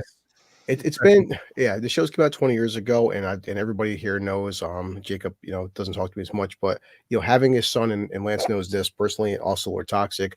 I've watched this entire show with my son, and for a show that's 20 years old to keep a 17-year-old in the modern age, a TikTok generation, for him to watch every episode and be glued to the screen says a lot about the quality of this show. Yes, some scenes you could say were dated with CG, but 20 years ago at the time, it looked fantastic. Very few shows in history. This doesn't feel like a TV show. It feels like 10 mini movies because some episodes I've watched, and it feels like I'm watching and Lance has said before, and I'll tell you guys, right now, if they would say, "Hey, Chris, they're putting this show back in theaters," I would spend the next 10 weeks in a row. Absolutely. I would watch this entire season in theaters, and I would bring my kid. I'd even say to Spielberg, if you have extra scenes that were cut, just make each one of them an extended film, and I think a whole load of people would go and watch them. No, and this show definitely changed the bar because, and everyone knows this, there was a time period that, remember, there was TV actors and movie actors. TV actors, for the most part, were never taken seriously because TV was a different medium than movies. Now we're seeing it, and I've talked about this. Now we're seeing like Sylvester Stallone do television, Arnold Schwarzenegger do television. Major A-list actors are doing television. I feel like shows like this paved the way for people to take TV very seriously because you can tell that this would not work as a movie. There's too much to tell in 2 hours. You need a 10 episode massive series to tell a story of this impact. And as Drinker said once, not to bring the room down, but it's even also scary but realistic and hits home where all of these real men that they show afterwards, the actors and real life soldiers, this was 20 years ago. Every one of these men, they've passed on now, so they're gone.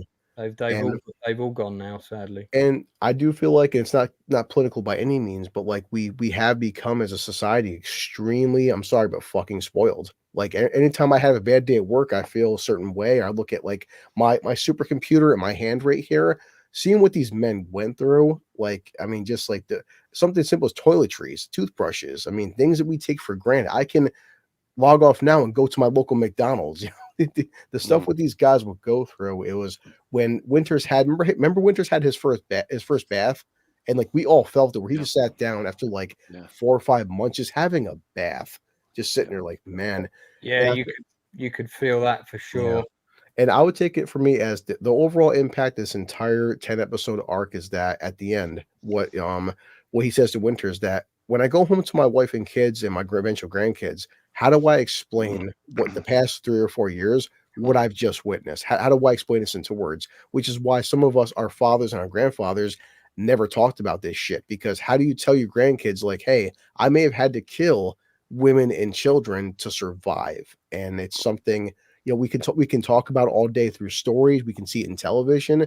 And I know Lord Toxic, as a military man, knows this. It's one thing me shooting a guy in Call of Duty on PlayStation, but shooting a guy in real life is a way different experience. Yeah. Lord Toxic, I know you've got to go in a sec. So give us your final thoughts as an ex-serviceman of the 82nd who served.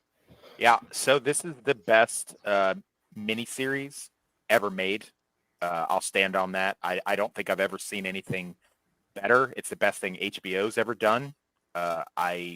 It's the one really nice thing my mom did for me, to painstakingly sit and tape this on her VCR and have it waiting for me when I arrived at my first duty station after boot camp, and especially later on down my career joining the airborne.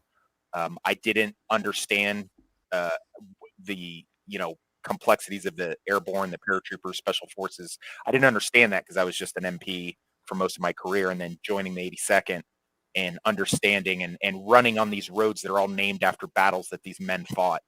And the fact that, in reading Stephen Ambrose's book, learning about the complexities of these guys that were volunteer soldiers in an elite new, prototype type unit that had never done these kind of things before.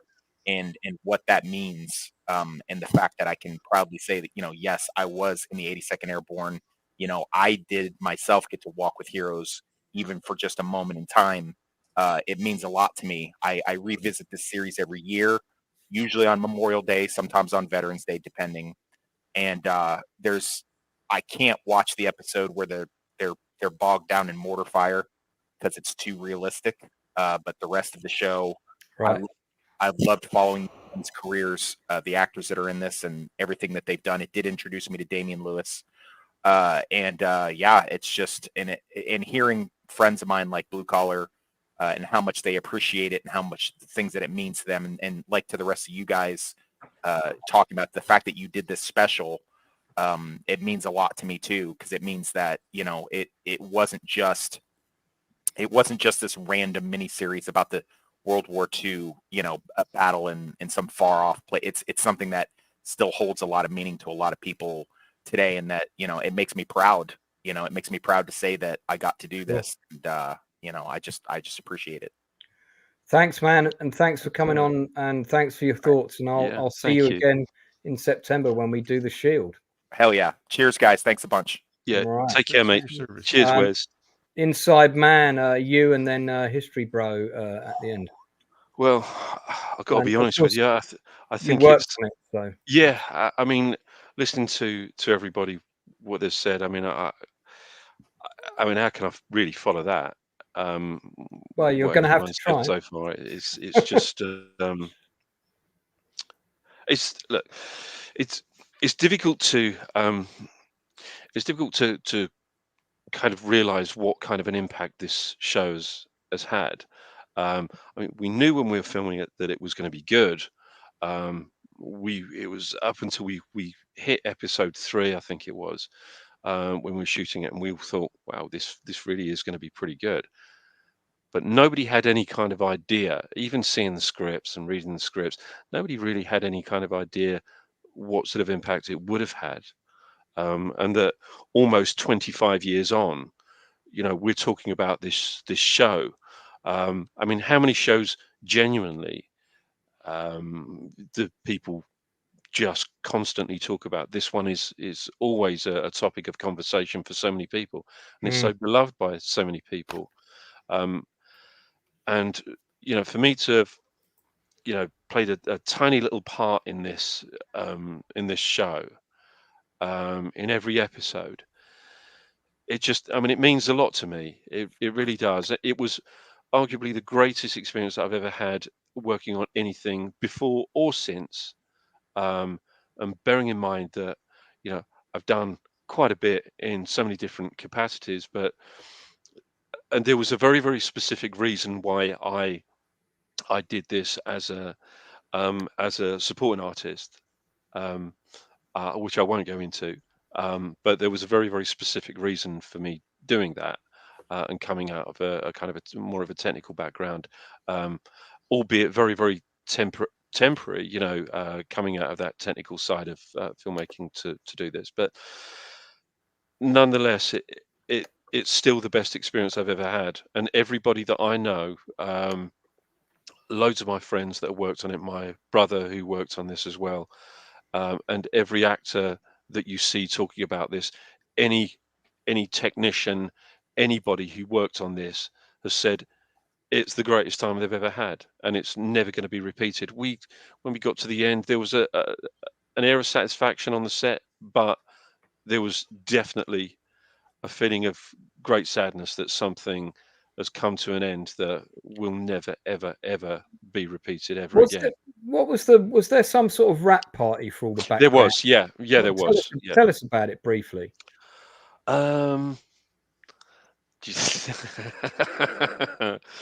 Maybe afterwards. Okay, but there was, and it was satisfactory. Yeah, okay. But it was a wonderful experience, and like I say, just to be a tiny little cog in this massive machine that produced this incredible piece of work. Just it really does make me feel quite satisfied. But sure. yeah, it's wonderful. It's wonderful, and still the biggest selling Blu-ray box set miniseries of all time, ever. 24 people have voted for the favorite character, and I gave them a choice of Winters, Nixon, Spears, or Malarkey. 38% have voted for Spears, 33% for Winters, 17% for Nixon, and poor old Malarkey only gets 12%. Shocking. There you go. Doing pretty well though. Doing pretty well. So thank you for that, Inside Man, and also thank you from me personally for coming on all of these and just giving an invaluable production insight into so many aspects of it. You only couldn't answer about 17 questions, but you did very well on the other 92. So yeah, thanks. So they were all about capital cities and maths questions, weren't they? So, yeah, indeed. Yeah. But I will just I need to thank you really personally, Lance, for inviting me onto this, because what you've done by inviting me on is you've helped me revisit this show in a way that I haven't done for a long time. And you've enabled me to do that, and it's, you've helped me kind of dredge up a load of wonderful memories that had almost disappeared into the ether. So thank you really from the bottom of my heart. It's really been a genuine pleasure, and yeah, I've enjoyed it so much. No, not at all. History Bro, just your final thoughts, and then you were going to end on a quote from Winters, which seems like an apt way for us to go out. Okay, great. Yeah, well, I agree with what Lord of Toxicity said. It's the best thing HBO has ever done. It's arguably, it's certainly in my opinion, the best thing ever to be made for TV. Drinker said, how can something come after Saving Private Ryan and not be crap? And not only wasn't it, it's better than Private Ryan, in my opinion. Private Ryan is an amazing film. So for me, this is a 10 out of 10 thing. It's a gold standard. I rewatch it, maybe not every year, but at least every couple of years, I rewatch all of it. There's a few episodes I've watched even more than that. I've watched the first episode a number of times, the Foy episode a number of times, the last episode a number of times, more than the 20 odd times I've watched the whole thing through. It's superb. It's superb. It's a masterclass in writing, in acting, in directing, in all sorts of ways. It's among my favorite things that's ever been made for TV and film, perhaps. It's absolutely brilliant. So there you go. That I can't say enough about it. And if anyone's out there who hasn't watched it, watch it. Make sure you do. It's worth your time for sure. And it really is in all sorts of ways, even though he's not sort of the main focal point in a lot of the later episodes. It's really Winter's story in all sorts of ways. And that I think for good reason, Lance, you said don't pick Winters, because we'll all pick Winters. Yeah. If it's who's your favorite sort of character or whatever. It's sort of the Winters show. And I wanted to, in the Ambrose book, after the main story, there's a whole chapter just about people's careers or people's lives after the war, and and it ends with Winters, perhaps predictably, and it's fairly long. But I want to read just a couple of paragraphs from the Winters bit, sure, if that's all right, because well, it says this after it talks about what he did immediately after the war when he went and worked for the Nixon nitration works and did a couple of other bits and bobs. And he was involved in the Korean War at Fort Dix in New Jersey. But after that, we're told, and this is Winters himself, in 1951, I bought a farm along the foothills of the Blue Mountain, 7 miles east of Indianatown Gap. That's where I find that peace and quiet that I promised myself on D-Day. And then Ambrose goes on, this is typical Winters understatement. He lives modestly on his farm and in a small townhouse in Hershey. But he is a wealthy man who achieved success by creating and marketing a new revolutionary cattle food and other animal food products.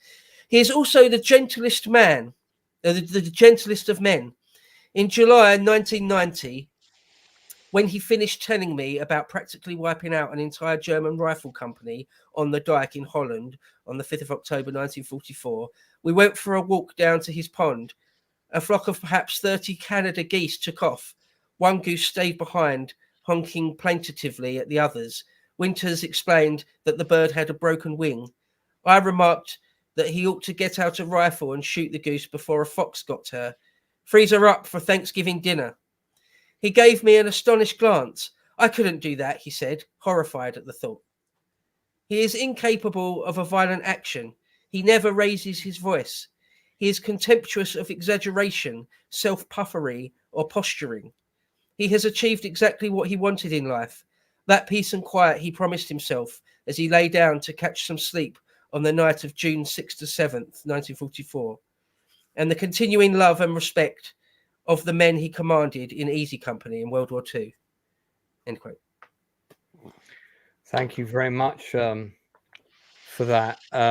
No, the Inside Man did not also work on Pacific. We were asked earlier, are we going to do Pacific? We are going to do it, but we probably won't do it until next year because I want to rewatch it all again properly, and I want to do the Shield and Spartacus. And the Shield and Spartacus are going to take us up to the end of 2024. Yeah, what can I say that hasn't been said? This show was something else, please. Oh, absolutely, Jacob. Of course you can. I just want to give a little bit more about my grandpa. Please do. He grew up a migratory farmer, and that's what he was when he left to go fight. Do you want to put that picture back up of him, Jacob, on your profile? Just feels appropriate. He came back and married a Cajun girl, had 4 kids, 10 grandchildren, and 11 great-grandchildren. And that being said, I just want to say, these men were everyday people who lived in extraordinary times and did some extraordinary heroic things, but that they were just regular people like you and me. Just to know what these men, I mean, you think these men are like these great people, but they just lived regular lives after and before. Yeah. So I just wanted to say that. No, not at all. And did he? Yeah, he went on to. It sounds like. I mean, if he had 10 grandchildren, I think that's a pretty good testament to a man's life, isn't it? Yeah. You know, going to make me regret not having any kids now. Yeah, I haven't. I mean, History Bro really said everything I would have said. This show is a benchmark in terms of production value, acting, script writing, the fact that also major rewrites took place during filming, and it still was as good as it is. You know, and these weren't because people were arguing. This was more because no, I think this isn't working, but we can make it better. You know, this is good problem solving on a show. It set a benchmark. It made me, this and Lord of the Rings, which both came out around the same time, you know, showed me exactly the kind of films and television shows that I wanted to be working on as a filmmaker. And I set myself that goal, and my biggest failure in life is not being able to achieve that. Definitely, certainly in terms of the Paratrooper television series, which would have been the European version of this. But life is not over yet, as they say. So who knows what the future may hold. But I find it every time I watch this show, and I do watch it, I'm the same. I've probably watched it once every 3 years since it's been out, at least. The last 2 years I've watched it, you know, once each year. And it's the same as well. I have watched certain episodes more, especially episode 10, which is one of those ones you can kind of put on when you're feeling a bit melancholic, and somehow it lifts you. To get the emotional response of events that we ourselves are quite disconnected from, I think is a true testament to the skill of the entire team involved in this. So that's been 10 weeks of Band of Brothers Deep Dive. I want to extend my thanks to everybody that's taken part over the last few weeks. The panel, the regular panel, of course, History Bro, Blue Collar Loser, and Inside Man. Thank you for coming on, Jacob Ironside. We've had the Critical Drinker on, I think, about 5 times. We also had Northern Bastard come on with us a couple of times, Lord Toxic earlier today, and of course a couple of other people here and there, I believe. I was hoping we were going to get a couple of the cast, and they were willing, but the timings just were proving problematic, and that was part of the reason that not just the football, but I knew we wouldn't get them if we went the same day as the football, because everybody would be pissed if Britain won. But we didn't win the football. But I'm hoping to do some separate interviews with those actors, especially Shane Taylor, who played Doc Rowe, and I hope to interview Nolan Hemmings as well, who of course is also son of the great actor David Hemmings. So hopefully we might get there, maybe even both on at the same time. Who knows? If so, History Bro, I'll have to have you back for that one. So let's just talk briefly about what's coming up tomorrow. Industry interview 68.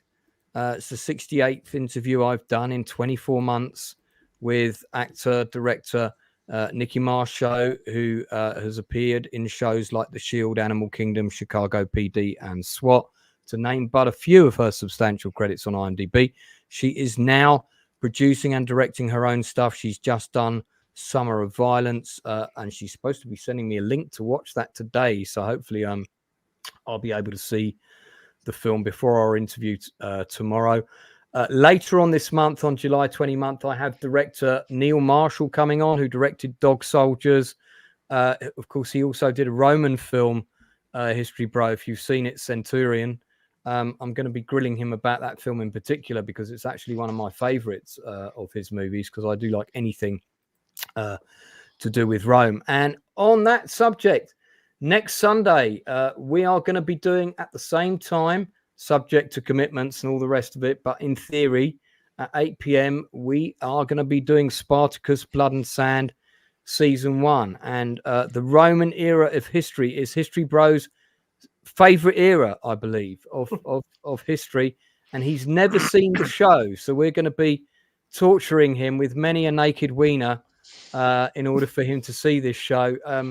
It is Rome in all its brutal, violent, naked glory. For me, it feels like the show where I first really saw what Rome might have been like, which is why I'm really keen to hear your thoughts on it. I've been watching it again this week, and it's actually been great rewatching it. So first episode's a little bit shaky, but once you get to the Lutus and Batiatus, it's just such a great show. So we are going to be covering that from next week, and there's more stuff planned for the near future. House of Dragon also tomorrow with Blue Collar again at 11:30. So I've got quite a packed day tomorrow night, one interview and one series review. And thankfully we don't have to do the Acolyte this week because it's finished. So Blue, did I miss anything? I think that's everything. Yeah, what else can you say? Fantastic. Well, to finish up then, just to say thanks to everybody who's taken part in the chat as well over the last few weeks. Hope you've really enjoyed it. I hope we've given you some behind the scenes exclusive access, told you a few things that you didn't know about the show. And for the next 6 weeks, you'll be able to see us talking about this. So until then, see you soon.